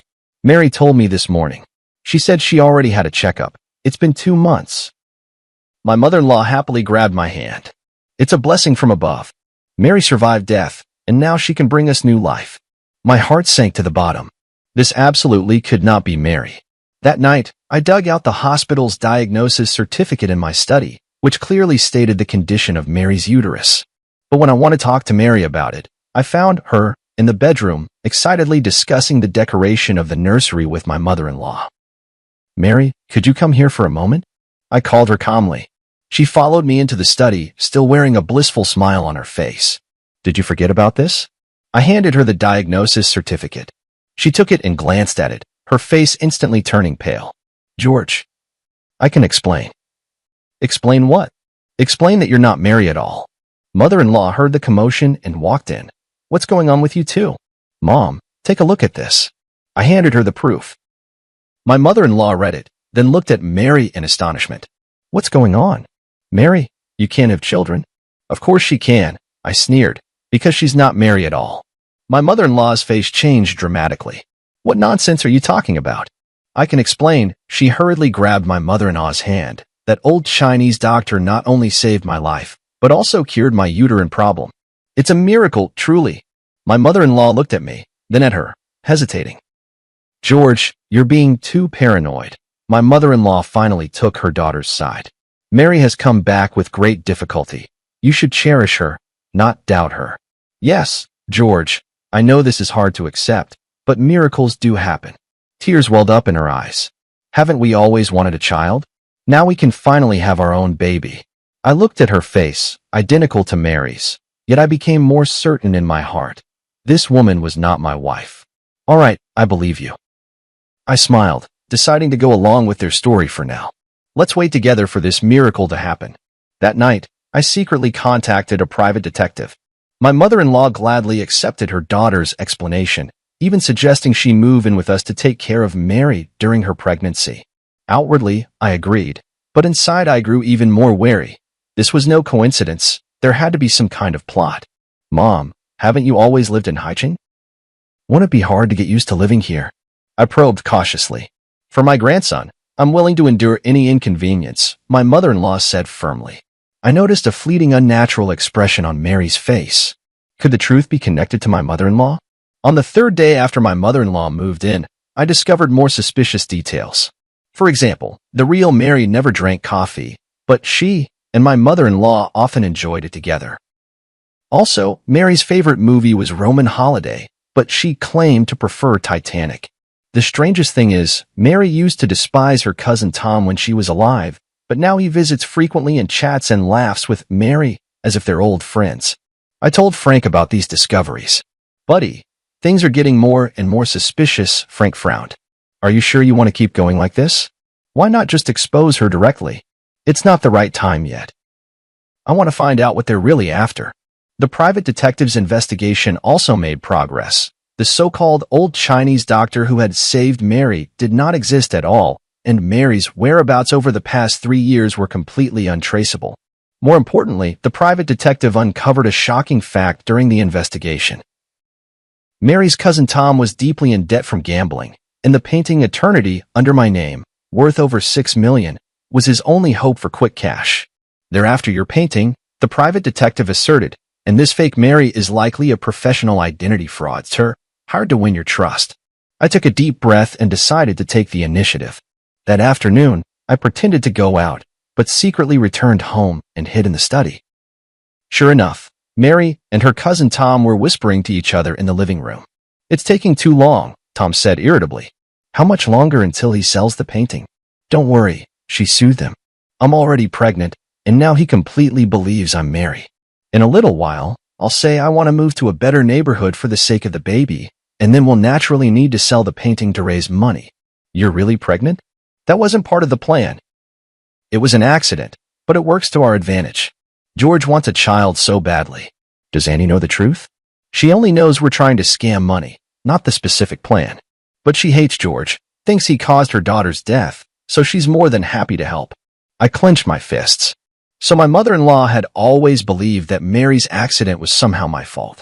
In fact, we did argue over something trivial that day, and Mary stormed out in anger. I didn't try to stop her. But I never imagined it would be the last time I'd see her. You don't actually have feelings for George, do you? Tom suddenly asked. She was silent for a moment. It's just part of the job. Besides, I owe you, and I won't go back on my word. Good then. Don't forget how we're splitting the money once we get it. Their conversation confirmed my suspicions. This was all an elaborate scheme, with my eternity as the target. In the days that followed, I pretended everything was normal while secretly making preparations. I contacted the police, arranged for evidence-gathering equipment, and found the last piece Mary had left before she died, a silver necklace that had never been made public, engraved with an anniversary date only the two of us knew. 2 weeks later, my art exhibition was held as scheduled. As planned, Mary brought up the idea of moving, hinting that I could sell eternity. I pretended to agree and said I would auction the painting on the last day of the exhibition. "This is a surprise I prepared for you," I said on the eve of the exhibition, taking out a delicate box. "To celebrate the new life we're about to begin." She opened the box in surprise, and inside was the silver necklace. "It's beautiful, thank you." She smiled as she prepared to put it on. "Wait," I stopped her. "Aren't you going to look at the engraving on the back?" She turned the necklace over, and her face suddenly went pale. "What's wrong? Don't you like it?" I asked, feigning ignorance. "No, I really like it. It's just, I'm a bit moved." She forced a smile, but didn't know how to explain that she couldn't recognize the significance of that date. "See you tomorrow. Get some good rest, and don't forget to wear this necklace." I kissed her forehead and whispered in her ear, "After all, this is your final design." Her body visibly stiffened for a moment, but she kept smiling. "Of course, I cherish it very much. Tomorrow, the truth will come to light." On the day of the exhibition, the place was packed with people. My painting, Eternity, was displayed in the most prominent spot, right next to the last batch of jewelry designs Mary had created before her death. Mary held my arm, flawlessly playing the role of my wife as always. She had even gone out of her way to wear Mary's favorite white dress and the silver necklace I had given her last night. My mother-in-law and Tom were there too. The three of them exchanged glances from time to time, clearly waiting for the perfect moment. Frank appeared as planned, pretending to be extremely interested in Eternity and asking me about the auction details. "The auction will begin promptly at 4 in the afternoon, I replied with a smile. "This painting means a great deal to me, and I hope it finds someone who truly appreciates it." Mary immediately chimed in, "Yes, although it's hard to part with it, this is a necessary decision for our future." I noticed she glanced at Tom, who gave a barely perceptible nod. At 3:30 in the afternoon, the projector in the center of the exhibition hall lit up. This was the special segment I had arranged. "Ladies and gentlemen, I stood in front of Eternity. Before the auction begins, I'd like to share a little story about this painting." Mary's photo appeared on the projection screen, a group picture from her last birthday party before she passed away. 3 years ago, my wife Mary died in an accident. I created this painting, Eternity, in her memory. The woman in the painting has her back to the viewer, forever gazing into the distance, symbolizing a longing I can never reach. A soft sigh rippled through the crowd. Mary stood beside me, matching my words with a sorrowful expression. However, a month ago, a miracle happened. I turned to look at Mary. My wife came back. The whole room erupted in astonishment, and many people curiously sized up, "Mary. This is my wife, Mary." I took her hand and stepped forward. Back from the dead, it's truly the greatest blessing heaven could have given me. She smiled and nodded to everyone, while my mother-in-law and Tom stood by with smug expressions. However, my tone suddenly shifted. Amidst my joy, a question arose. Is she really Mary? The entire room fell silent. Mary's hand trembled slightly in my palm. So, I did some investigating. The projector switched to a set of comparison photos. On the left was the real Mary. On the right was a photo of her. They look exactly the same, don't they? But I clicked the remote, and the photo was enlarged, the details highlighted. The position of the piercing on the left ear was slightly different, the arch of the eyebrows subtly varied, and the fine lines at the corners of the eyes ran in different directions. These are details that even professional plastic surgery cannot fully replicate. Mary tried to pull her hand away, but I held on tightly. My mother-in-law and Tom also began to grow anxious, glancing toward the exit. More importantly, the real Mary has a feature that cannot be copied. I turned to Mary. "The necklace I gave you last night has a date engraved on the back. Can you tell everyone what that date is?" She opened her mouth, but no words came out. "That was the due date of our first child, the one we lost." I spoke softly, my voice trembling with emotion. "Mary designed this necklace to commemorate the baby we never got to meet. The date was our secret, only Mary and I knew." The room fell utterly silent. Mary turned deathly pale, my mother-in-law's eyes widened, and Tom had already started edging toward the door. "What surprised me even more," I continued, "was that the real Mary could never get pregnant due to an underdeveloped uterus. Yet this, Mary claims she's already 2 months along." I let go of her hand and took a step back. "So, who are you really?" A flicker of despair flashed in Mary's eyes, but she quickly regained her composure. I am Mary. It's just that old Chinese doctor. The non-existent old Chinese doctor, right? I sneered. Just like the non-existent amnesia, the non-existent miraculous recovery. I turned toward the projection screen. Let's see the truth. The screen played the secretly recorded video of her conversation with Tom, their discussion on how to swindle eternity, clearly audible. This isn't. She tried to explain, but my mother-in-law had already rushed forward. Who are you really? My mother-in-law screamed. You're not my daughter? Auntie, stop pretending, I said calmly. You know she's not Mary. You just wanted to get back at me, didn't you? My mother-in-law's face turned pale. I didn't know she was going to impersonate Mary. Tom just said he needed help to scam some money. Police. Don't move. Several plainclothes officers emerged from the crowd, blocking Tom as he tried to escape. Amid the chaos, Mary took the opportunity to shove me aside and run toward the exit. I chased after her and caught up in the parking lot. Tell me, who are you really? She finally stopped, turned to face me, tears welling in her eyes. My name is Luna. I'm an actress. Tom found me and said if I helped trick you out of a painting, he'd give me $1 million. I needed the money for my sister's medical treatment. Why did they choose me? Why Mary? She shook her head. I don't know. They gave me a lot of information, photos, videos, even your chat logs. I was just following the script. The police arrived and took her away.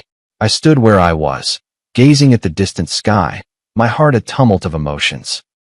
Back in the exhibition hall, the crowd had already dispersed, leaving only Frank and a few police officers. It's all been cleared up, Frank walked over. Tom owed money to loan sharks and was desperate. Your mother-in-law always resented you for not saving Mary, so she helped them plan the whole thing. I walked up to eternity, gently caressing the back of the woman in the painting. Mary, I can finally give you an answer. The police left with the evidence. Frank patted me on the shoulder. What do you plan to do next? I took a deep breath. Prepare for the final painting. What will it be called? The Pursuit, I said softly. This time, I'll paint her face, not just her back. After the case was solved, my life seemed to return to where it was 3 years ago. Eternity was temporarily held by the court as crucial evidence. Tom and Luna were arrested for fraud, and my mother-in-law was investigated as an accomplice. The prosecution wants you to testify in court, the officer called to inform me. The trial is scheduled for early next month. I agreed, though I was utterly exhausted inside. After exposing the deception, I thought I would feel the thrill of revenge, but what I felt instead was a profound emptiness. Those days spent with Mary that month had allowed me to feel a trace of warmth in life again, even if that warmth was born of lies. Frank often came to see me, worried I might fall into despair once more. I told him not to worry, that I was working on a new piece, The Pursuit. Are you really going to paint Mary's face from the front? Frank asked curiously. For the past 3 years, you've always refused to do that. It's time, I replied. We can't live in the past forever. I moved out of the apartment I had shared with Mary and returned to the old house in the suburbs, the place where the real Mary and I had first made our home. The dust-laden memories in the house brought me both pain and comfort. Mary's studio remained just as she had left it, design sketches scattered across the table, unfinished jewelry drafts pinned to the drawing board. One afternoon, while sorting through Mary's belongings, I discovered an encrypted external hard drive. After several attempts, I finally unlocked it using our wedding anniversary as the password. Inside were backups of Mary's design works, along with some personal photos and videos. One folder in particular caught my attention. Inside a folder named Plan was a series of jewelry design sketches, labeled George's Birthday Special Project. It was then I remembered that, in the months before Mary passed away, she often spoke mysteriously about giving me an unparalleled birthday surprise. Leafing through these design drafts, I couldn't help but be moved to tears. Mary had planned to design a jewelry collection inspired by my paintings over the years, with each piece corresponding to a representative work from my artistic career. The last page was a sketch of a ring, with a dark red stone set in the center, its edges adorned with tiny diamonds, closely resembling the sunrise in my early work, Dawn. This is blood amber? I examined the notes carefully, confirming the name of this rare gemstone. Mary's designs had always been bold, but blood amber is extremely rare in the Chinese market, almost impossible to acquire. How did she obtain such a material? As I continued searching, I found a series of email correspondence screenshots. Mary had actually contacted a gemstone dealer in Myanmar, commissioning the blood amber specifically for this ring. The last email showed that the gem had already been shipped, but the date was exactly 1 week before Mary's death. I immediately called Frank. Help me check if there was a package sent from Myanmar 3 years ago, addressed to Mary. 2 days later, Frank brought news. The package did exist, but since no one signed for it, it was returned. However, according to the shipping records, it was resent a month ago, this time addressed to you. What? I was completely confused. I haven't received any package. Check your old apartment? Frank suggested. Back at my old apartment, the manager told me there was indeed a package, but it had been signed for by Mary. She said it was a surprise for you, so she didn't notify you, the manager explained. This meant Luna had taken the blood amber. I rushed to the detention center and requested to see Luna. Separated by glass, she looked much more haggard than the last time we met, but still wore that face so similar to Mary's. What are you doing here? She asked coldly. A month ago, you signed for a package from Myanmar. There was a blood amber inside. I want to know where it is. She looked surprised. How did you know? Tom asked me to sign for it. He said it was some precious gem. He took it. My heart sank. Tom was deep in gambling debt. A precious blood amber would be a windfall for him. He had probably sold it long ago. That blood amber is very important to me, I said softly. It was the last gift my wife left me. Luna was silent for a moment, then suddenly said, maybe it's not that bad. Tom said the stone has flaws, its value is greatly reduced, and he hasn't found a suitable buyer yet. Hope was rekindled. If Tom hadn't sold the blood amber yet, maybe there was still a chance to get it back. Do you know where he might hide it? Luna hesitated for a moment. He has a safe deposit box in a self-storage facility on the east side of the city. After getting the address, I immediately contacted the officer in charge of the case and explained the situation. Since Tom was involved in a large sum of money, the police quickly approved the search request. Mr. George, we've found the safe deposit box, the officer said over the phone. Inside, we did find the blood amber you described, as well as some other evidence. A few hours later, I retrieved the blood amber at the police station. It was even more beautiful than I had imagined. Within the dark red core, wisps of mist seemed to swirl, shifting strangely under the light. This was the birthday gift Mary had so carefully chosen for me, waiting for 3 years. Back home, I carefully placed the blood amber beside the canvas of the pursuit. The painting was already more than half finished, Mary's face emerging from the blur into clarity, yet it still felt like something was missing. Watching the blood amber glimmer faintly under the light, I suddenly understood how I should complete the painting. The creation of the pursuit entered its final stage. I decided to break convention and incorporate the blood amber into the artwork. This would not only be a portrait, but a hybrid piece that fused painting with the art of jewelry. Are you sure you want to do this? Frank frowned. That blood amber is priceless. That's exactly why, I said firmly. Mary chose it for me. She wanted to inspire an unparalleled masterpiece. I will fulfill her wish. For 2 whole weeks, I worked day and night, neglecting sleep and food.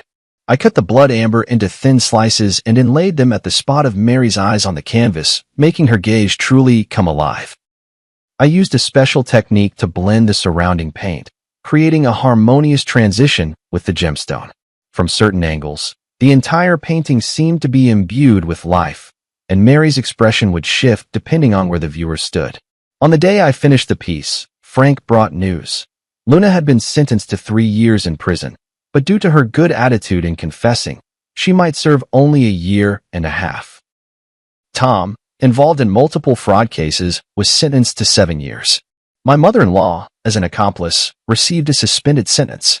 The case is finally over, Frank said. Are you planning to exhibit your painting?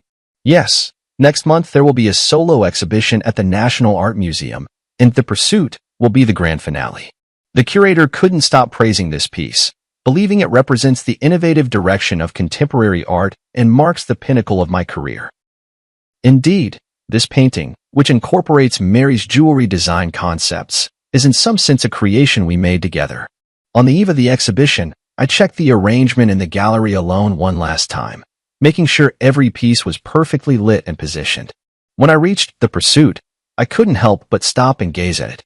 Mary's face was vividly lifelike, her eyes inlaid with blood amber gleaming under the spotlight, as if she were smiling at me. For the first time in 3 years, I faced her directly, no longer painting only her back. "Mr. George," a stranger's voice called from behind. "Sorry to disturb you, but the gallery has been cleared." He turned around to see a young woman dressed in the museum's staff uniform. "And you are?" "I'm the new curator, responsible for security in your exhibition area," she explained with a smile. "I really like your work, especially this piece, The Pursuit." "Thank you." I nodded. "I'll be leaving soon." She didn't leave, but continued to gaze at the painting. "That red gem is beautiful, almost as if it's alive." "It's blood amber," I explained, "a very rare gemstone." "I know," she said softly, "top-grade blood amber from Myanmar, containing plant fossils, extremely rare." I looked at her in surprise. "You know a lot about jewelry?" She smiled. "I studied jewelry design.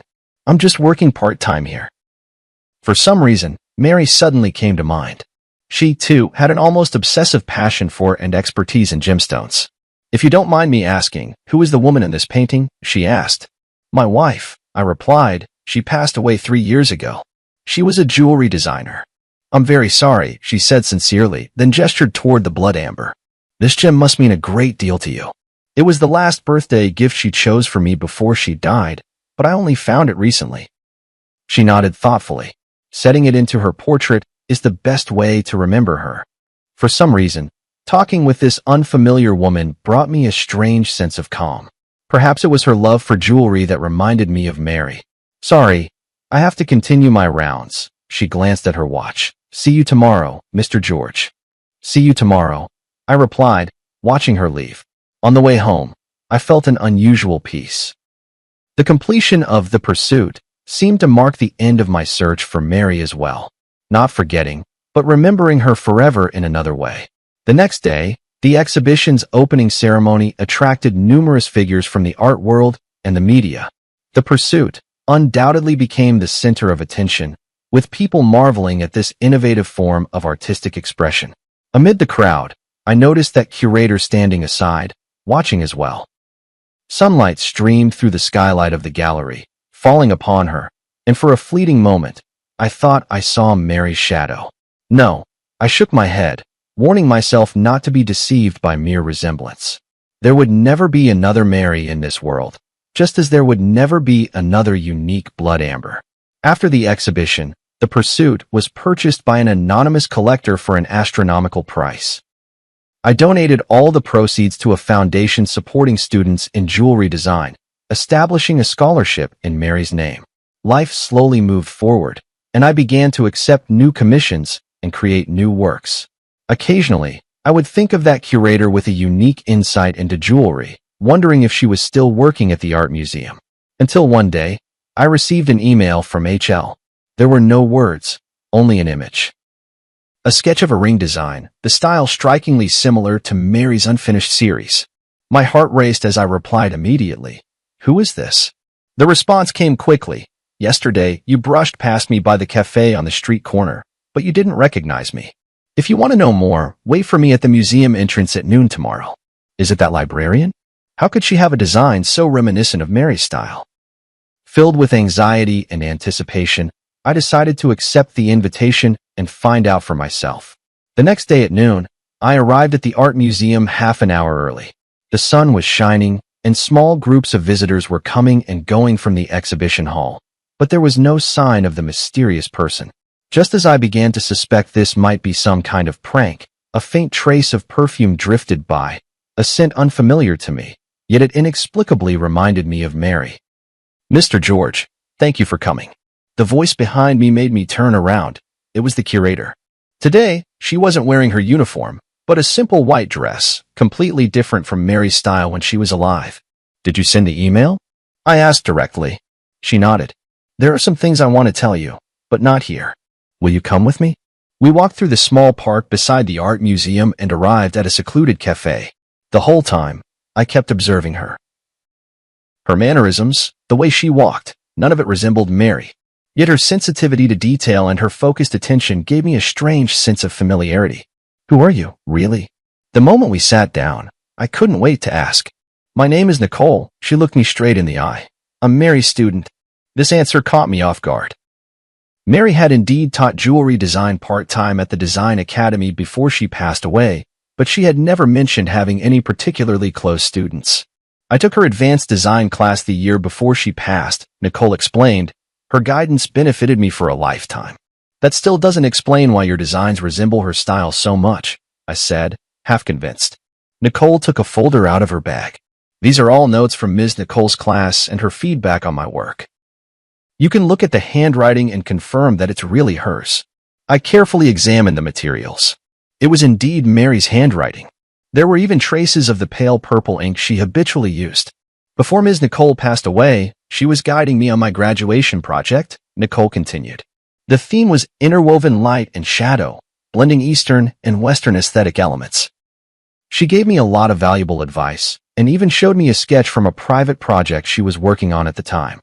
George's special birthday project? I blurted out. Nicole's eyes widened in surprise. You know about it? I only found out recently. I briefly explained the origin of the blood amber. I knew that blood amber would eventually find its way back to you, Nicole said with a smile. Nicole always said it was a destined gift. Is that why you contacted me? Because you saw the blood amber? Nicole was silent for a moment, as if choosing her words carefully. Not entirely. After Nicole passed away, I've been trying to carry on the design philosophy she taught me. Some time ago, I happened to see the news about your eternity being stolen, and then I saw someone impersonating Nicole. I thought I should tell you a few things. She took a letter out of her bag. This is the last letter Nicole gave me after class before she passed away. She said if her surprise plan went smoothly, I should show you this letter. If anything went wrong and she was gone, I should still make sure you see it. I took the envelope. It was indeed Mary's handwriting, and it read, "To my dearest husband." The envelope had already been opened. I didn't know what was in the letter at the time. I just kept it as Nicole instructed, Nicole explained. It wasn't until I saw the news that I opened it. I hope you won't blame me. I carefully took out the letter paper and unfolded it to read. Dear George, if you are reading this letter, perhaps my surprise plan has gone awry. Don't worry, it's just that the plan has changed, and the form of the gift may be different now. The blood amber I picked for you is said to be known as the Eye of Rebirth. Legend has it that looking at the world through it reveals truths that are often overlooked. I hope it can become a turning point in your artistic career, leading you to see new possibilities. All these years, your paintings have always depicted backs, as if you're afraid to face something head-on. I hope this gemstone will give you the courage to paint the front, to capture true emotions. No matter what happens, please remember, love does not disappear, it merely changes form, like this blood amber, which, after millions of years, transforms from resin into a gem, yet still shines. Forever loving you, Mary. The handwriting became a bit messy at the end, as if written in a hurry. I stroked the paper, as if I could feel Mary's emotions at that moment. Thank you, I said, my voice choked with emotion. This means a lot to me. You're welcome. I'm just fulfilling Ms. Nicole's request, Nicole said with a smile. Actually, there's one more thing I'd like to ask your help with. What is it? I'd like to apply for the Mary Scholarship you established, she said, taking a design portfolio out of her bag. This is my graduation project, combining Ms. Nicole's ideas with my own innovations. As I flipped through the portfolio, I was surprised to find that while these designs bore traces of Mary's influence, they also possessed a unique style and innovative touches. In particular, a series called Metamorphosis cleverly combined jewelry with transformable elements, allowing the pieces to change form according to the wearer's mood and occasion. This is outstanding, I praised sincerely. Mary would be proud of you. A hint of joy flashed in Nicole's eyes. Really? I've always worried I couldn't live up to her expectations. You've already moved beyond the learning stage and developed your own style. That's exactly what she hoped to see. As we talked, sunlight streamed through the window and fell on Nicole. In that moment, I seemed to understand something. When Mary spoke of love changing its form, perhaps she wasn't just referring to the blood amber, but also to her passion for art and its legacy. Luna tried to impersonate Mary by mimicking her appearance, but she could never truly replicate who she was. Nicole, on the other hand, looked nothing like Mary, yet she inherited a part of her artistic vision and spirit. Perhaps this is the true gift Mary left me, not the blood amber, but a new possibility, a path out of the past. Nicole's graduation exhibition was held in a small gallery. Though the space was modest, it was exquisitely arranged. Her works were divided into 3 series, representing the past, the present, and the future, forming a complete narrative. This is a brilliant idea, I sincerely praised. From tradition to contemporary and then to the future, it showcases the evolution and possibilities of jewelry design. Nicole smiled and nodded. This was inspired by teacher Nicole. She always says that good design should look back at history, be grounded in the present, and look forward to the future. As I walked through the exhibition hall, I noticed a special display case in the corner, containing only one piece, a seemingly simple ring with a small red gemstone set in the center. This is. I leaned in to read the label, which said, "In memory, dedicated to teacher Mary." Yes, I made it from a small piece of blood amber I bought with my own savings, Nicole explained. It can't compare to the quality of yours, but it's also from Myanmar. I examined the design of the ring closely. Clean, powerful lines, with fine silver threads encircling the blood amber, as if protecting the central gem, yet also seeming to radiate light outward. This is very similar to Mary's final design style, I said softly, but it also has your own unique touch. I wanted to create a piece that could both commemorate teacher Nicole and showcase my own style, Nicole explained. The blood amber represents her influence, while the outer design is the direction of my own development. The exhibition attracted quite a few industry insiders, including some well-known figures from the jewelry design world. After viewing the exhibition, an older female designer approached Nicole and offered her an internship opportunity. I stood by, genuinely happy for Nicole.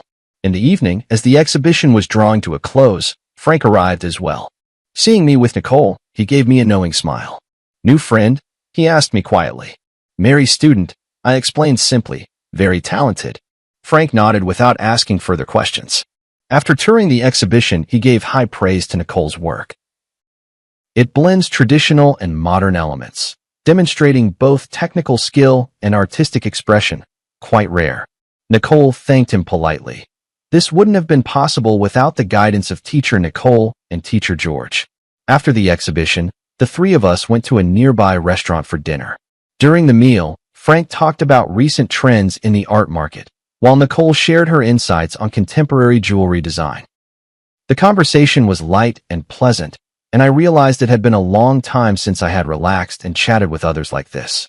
After a few rounds of drinks, Frank received an urgent call and left early. Only Nicole and I remained in the restaurant, and the atmosphere suddenly became a bit quiet. "Mr. George," Nicole hesitated for a moment before speaking. "I've always had a question I wanted to ask you." "What is it?" "After you finished the pursuit, what are you planning to create next?" The question caught me off guard. To be honest, ever since the pursuit, I haven't had any new inspiration. That painting seemed to have drained all my emotions and creativity.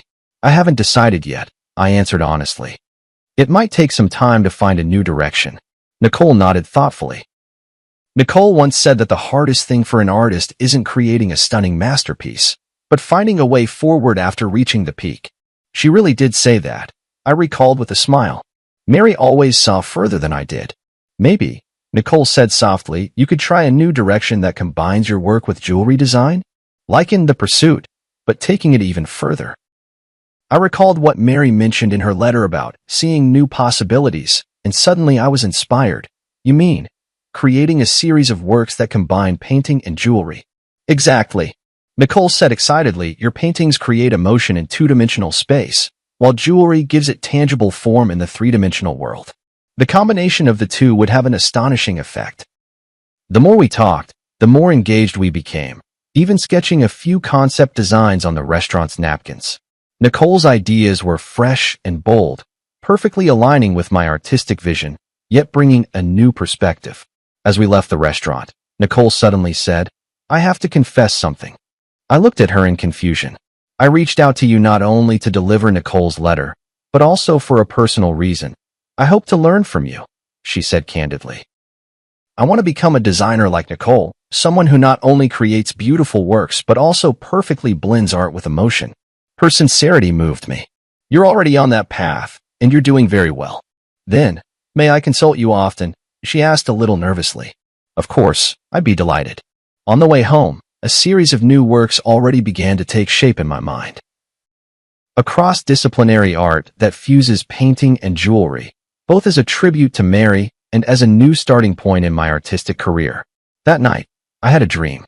In the dream, Mary stood in a halo of blood-red light, smiling at me and saying, "See, I knew you would find a new direction." When I woke up, I got out of bed immediately and began sketching for the new series. I decided to name it Rebirth, not only representing the ancient life forever preserved in blood amber, but also symbolizing the rebirth of my artistic career, as well as the inheritance and development of Mary's artistic vision. A week later, I submitted a new series proposal to the gallery and received an enthusiastic response. The curator even suggested holding a special exhibition themed Between Dimensions, a dialogue between painting and jewelry. For this project, I invited Nicole to join the team as a jewelry design consultant. She had just graduated from design school and was both excited and nervous about the opportunity. "Am I really up to the task?" she asked me in the studio. "You understand Mary's design philosophy better than anyone," I assured her. "That's exactly what I need." In the days that followed, we worked at a feverish pace. We created during the day and discussed at night, sometimes even working through until dawn. Nicole's ideas flowed endlessly, and I transformed those thoughts into concrete artistic expressions. In the process, I rediscovered the pure joy of creation that I hadn't felt in a long time. One late night, when we finally finished the design for our first piece, Nicole clapped her hands excitedly. "This is amazing. Teacher Nicole will definitely love it." At the mention of Mary, she suddenly realized her slip and looked at me nervously. "I'm sorry, I didn't mean to." "It's all right," I said with a smile. "I think Mary really would like it." She always hoped I could step out of my comfort zone and try new ways of expressing myself. Nicole let out a sigh of relief, then hesitantly asked, "Professor George, may I ask you a personal question?" "What is it?" "When you faced the woman impersonating Professor Nicole, how did you see through her? I mean, from the news reports, she seemed like an exact copy of Professor Nicole." I pondered for a moment. Superficial resemblance is easy to achieve, but a true personality cannot be duplicated. Mary's perception of art, her attitude toward life, the way she handled details, these were all unique. Just like a work of art, Nicole mused, no matter how perfect a replica is, it can never capture the soul of the original. Exactly. We worked through the night again, and finally established the overall framework for the Rebirth series. 7 pieces, each blending elements of painting and jewelry, together telling a story of loss and recovery, death and rebirth. As our collaboration deepened, my relationship with Nicole gradually shifted from teacher and student to partners, both mentor and friend. Sometimes, when the light traced the gentle contours of her focused profile, I would unconsciously think of Mary. But soon, I realized that this association wasn't due to any physical resemblance, but rather that same dedication and passion for art. "George, you look much more spirited lately," Frank remarked at a gathering. "It's been a while since I've seen you so full of life." "Yeah, the new project has helped me rediscover the joy of creating." "Nicole's a good girl," Frank said meaningfully. "Talented, and she really understands you." I understood his implication, but just smiled without responding.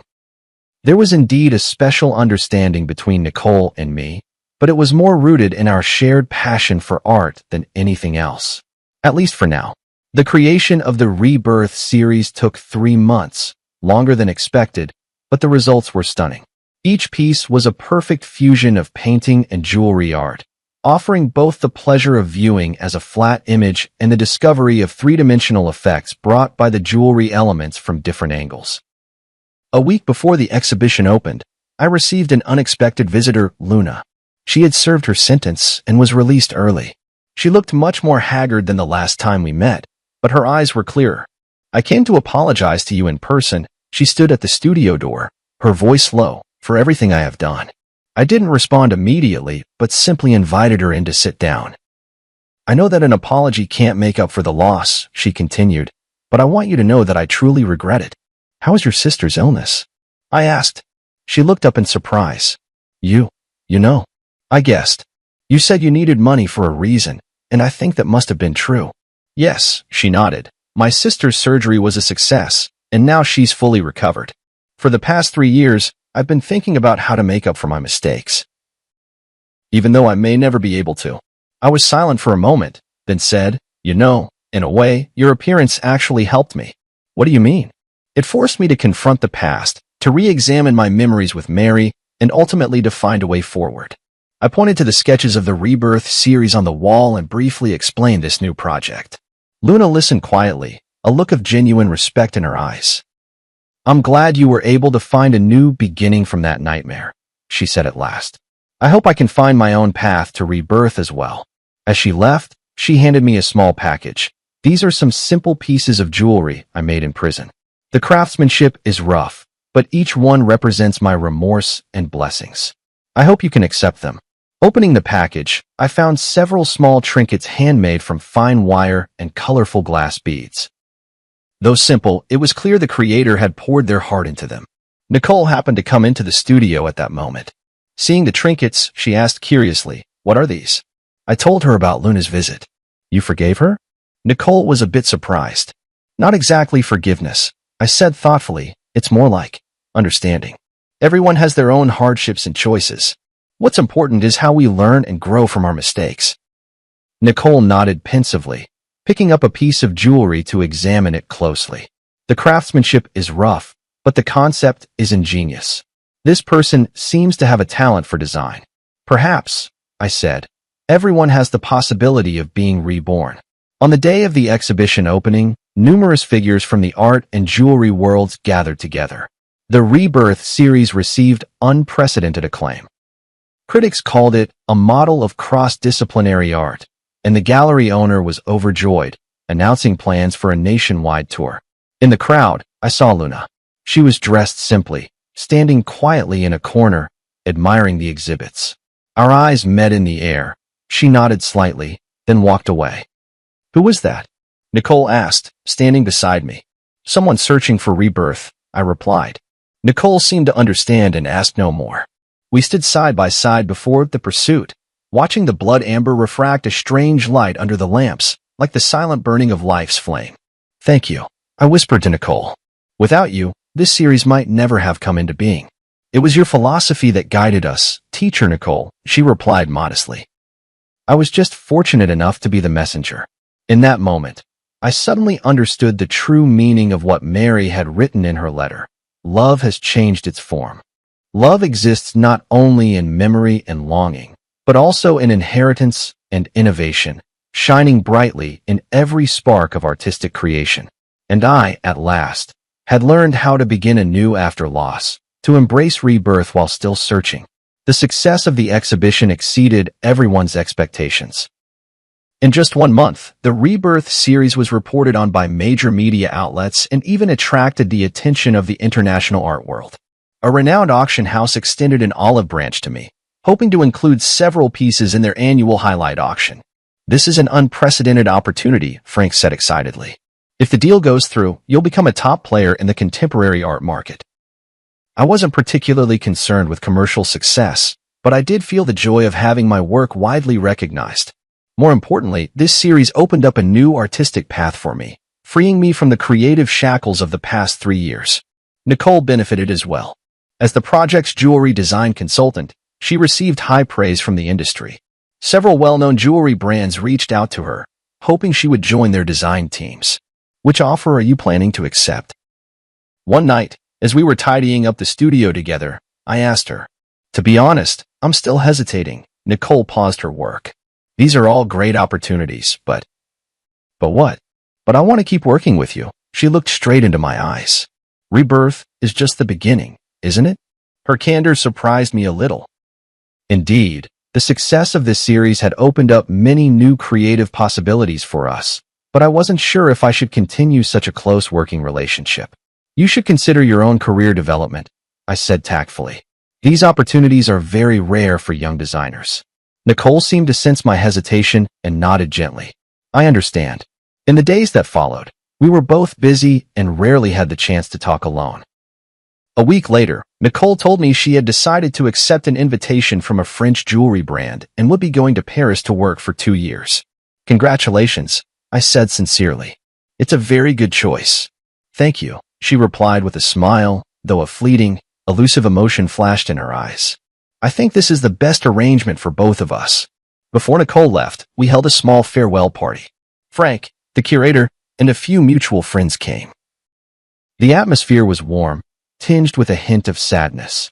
After a few rounds of drinks, Frank found an opportunity to pull me aside. Are you really going to just let her go like this? What do you mean? I pretended not to understand. Don't play dumb, man, Frank said bluntly. You have feelings for her. That's obvious. That's just professional rapport, I argued. Is that so? Frank looked at me meaningfully. Then why have you been so distracted ever since she decided to go to France? I was at a loss for words. In fact, these past few days I had indeed felt an inexplicable sense of loss, but I kept telling myself it was only because I had lost an excellent partner. I know what you're worried about. Frank lowered his voice. You feel like you're letting Mary down, don't you? I remained silent. He had touched upon the deepest concern in my heart. Mary has been gone for 3 years now. Frank gently patted my shoulder. She would want you to be happy. After the party ended, I walked Nicole home. The night was tranquil as water, and the city lights flowed around us. Thank you for your help and guidance these past few months. Nicole stopped at the entrance of her apartment building. This experience has meant so much to me. I should be thanking you, I said sincerely. Without you, the Rebirth series would never have been completed. We fell into silence, as if both searching for the right words to say goodbye. My flight is the morning after tomorrow, Nicole finally said. I still have some things to take care of tomorrow. So, this is probably the last time we'll see each other. 2 years will pass quickly. I tried to make my voice sound light. Paris is a beautiful city. You'll like it there. She nodded, a complex emotion flickering in her eyes. Professor George, there's something I've always wanted to tell you, but never found the right opportunity. What is it? I chose to study jewelry design because I saw Nicole's works. She took a deep breath, or more precisely, because I saw the pieces Nicole designed for you. The way she perfectly fused love and art moved me deeply. I didn't know that, I said in surprise. I've always hoped that one day I could be like Nicole, creating art filled with emotion. Nicole continued, her words coming faster, as if afraid she might lose her courage. But now I realize that what I want even more is to create for a specific person, just like Nicole created for you. I understood her implication, and my heart suddenly began to race. Nicole, please don't respond, she gently interrupted me. I just wanted you to know before I leave. No matter how you feel right now, remember that starting over is not a betrayal of the past, but a way of cherishing life.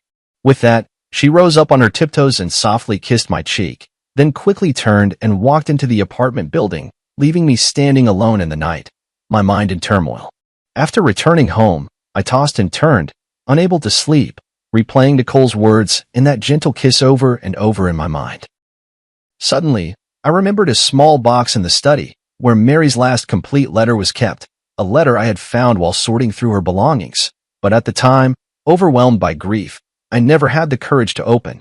Now, I finally mustered the courage to walk into the study and retrieve that delicate little box from the depths of the drawer. Inside lay a pale pink letter, bearing Mary's familiar handwriting. Dearest George, by the time you read this letter, you may find yourself at a crossroads in life, hesitating between moving forward or staying where you are. My greatest wish is that you can move bravely through life, as freely as your brush glides across the canvas. Love is not a shackle, but a liberation. Memory is not a burden, but a source of strength. If one day you meet someone who can rekindle the light in your eyes, please don't hesitate because of your longing for me.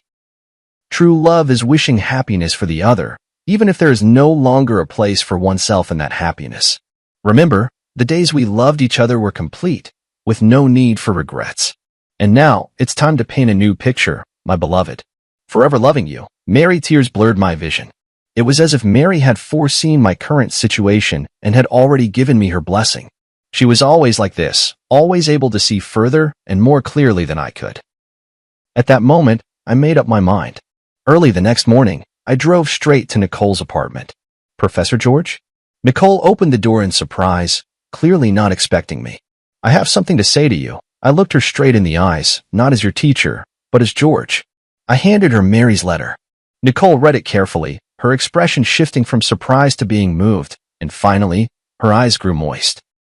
She truly was an extraordinary woman, Nicole said softly, handing the letter back to me. Yes, she was, I nodded. That's exactly why I believe her words. Nicole, cancel your plans for Paris.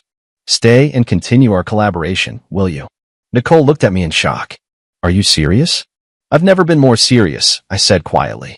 Rebirth is not just the name of an artwork, it's a possibility in life. Are you willing to explore that possibility with me? Her answer was a firm embrace, warm and real, like the first ray of sunlight after a long winter. In that moment, I felt as if Mary was somewhere, smiling down on us, blessing this new beginning. Life is like that blood amber, enduring countless ages of change and sedimentation, ultimately transforming into an eternal radiance.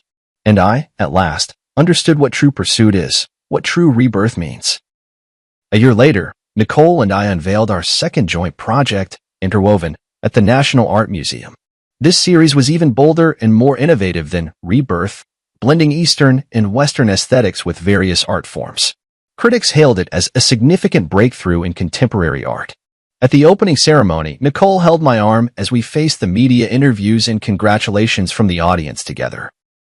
She wore a simple white dress, and around her neck was the Eye of Rebirth necklace we designed together. She completed the jewelry part based on my painting. Your collaboration seems even more in sync than your last project, a reporter asked with a suggestive smile. Nicole glanced at me, and we exchanged a smile. Yes, both in art and in life, we found the perfect balance. This indirect answer drew a round of good-natured laughter from the reporters present. My relationship with Nicole was no longer a secret, but we always kept a low profile, letting the public's attention remain focused on our artistic creations. After the exhibition, we drove out to a small hill in the countryside. There stood an ancient oak tree, beneath which Mary's ashes were laid to rest. This was the place we chose, rather than a traditional cemetery, natural, peaceful, just like Mary herself. Mary, the exhibition was a great success today, I said softly to the stone beneath the tree. Nicole's designs were admired by everyone, just as you once predicted. Nicole crouched down and placed a bouquet of white daisies in front of the stone. Teacher Nicole, I've been working hard to become the kind of designer you hoped I would be. I hope you can be proud of me. A gentle breeze stirred, and the oak's leaves rustled softly, as if it were Mary's reply. On the way back, Nicole suddenly said, I've been thinking about something. What is it? If that woman who pretended to be Ms. Nicole hadn't appeared, you might never have found the blood amber, never created the pursuit, and we might never have met. Her words made me fall into deep thought. Indeed, it was the series of events triggered by that deception that ultimately led to everything now. It feels as if, in the unseen, some force has been orchestrating it all. Perhaps that's the irony of fate, I said softly. Sometimes, the worst beginnings can lead us to the best endings. When I returned home, I received an unexpected package. Upon opening it, I found a delicate little box containing a handmade ring. Though simple, the craftsmanship had improved greatly compared to the pieces I had seen before. There was a note attached. Mr. George, thank you for your kindness and understanding a year ago, which gave me the courage to start over. Now I have found a job at a small jewelry shop, and my life is gradually getting back on track. This ring represents my gratitude, and I wish you happiness and well-being on your new path. Luna, I handed the ring to Nicole. After examining it carefully, she remarked, her skills have improved a lot. She truly is talent. Some mistakes in life shouldn't become permanent scars, I sighed. Everyone deserves a second chance. That night, we sat in the studio, discussing ideas for the next series. Nicole suddenly proposed a bold idea. I was thinking, maybe we could try connecting the different stages of our work to create a complete narrative. From eternity to quest, then to rebirth, and intertwined, they're actually different phases in a person's life journey. You mean? A complete story about loss, searching, rebirth, and integration, she explained excitedly, ultimately asking what is the most precious treasure in life. Love. I finished her sentence. No matter what form it takes. Nicole nodded, her eyes sparkling with creative fire. We could call it the forms of love, an unprecedented artistic exploration. Sounds like a long-term, ambitious project. We have time, she smiled, holding my hand. We have so much time. In that moment, I felt a powerful surge of creative inspiration, just like when I first began my artistic career years ago, filled with passion and possibility. But this time, I was not facing the blank canvas alone. 2 years later, the Forms of Love series was exhibited simultaneously in the world's 5 greatest art museums, causing an unprecedented sensation. Critics called it a milestone in contemporary art history, blending painting, sculpture, jewelry design, and other art forms to create an entirely new artistic language. The final piece of the exhibition was titled Eternal Ring, a massive circular canvas depicting every form of love in life, familial, platonic, romantic, and the love for art itself. The edge of the canvas was inlaid with gemstones of various sizes, and under certain lighting, these gems would cast light onto specific parts of the canvas, revealing another hidden layer of patterns. The centerpiece of this work is a massive blood amber. Through intricate optical design, the light it projects perfectly outlines two embracing figures. One is Mary, the other is Nicole, symbolizing the intersection of past and present, the fusion of memory and rebirth. On the closing day of the exhibition, in front of the Eternal Ring, I knelt on one knee and proposed to Nicole. The ring was crafted from the very blood amber Mary had once prepared for me, designed by my own hand and fashioned by the finest jeweler. This ring carries the memories of the past and the hopes for the future, I whispered softly. Nicole, will you be the eternal ring in my life? Her tears sparkled under the spotlight. I will. Amidst the cheers, I remembered what Mary once said. Love does not disappear. It merely changes its form. Yes, love does not disappear. It exists in memories, in art, in every rebirth and new beginning. It traverses time and crosses space, like that blood amber which, after millions of years, still shines, forever retaining the original warmth and brilliance of life. This is the answer I have been searching for all along. Between loss and gain, between seeking and rebirth, love remains constant, only appearing in different forms along the journey of life. And all we need to do is bravely accept this gift, no matter how it comes to us. On the day of the wedding, the sky was a clear, washed blue. Beneath the ancient oak tree that had watched over Mary, we exchanged our vows. A gentle breeze stirred, making the leaves whisper as if blessings were drifting in from another world. No matter when or where, Nicole said softly, we'll always remember that it was she who brought us together. Yes, I squeezed her hand, and we will always cherish this gift. In the brilliant sunlight, the blood amber ring gleamed, radiant as life itself, enduring the passage of time, yet still shining bright.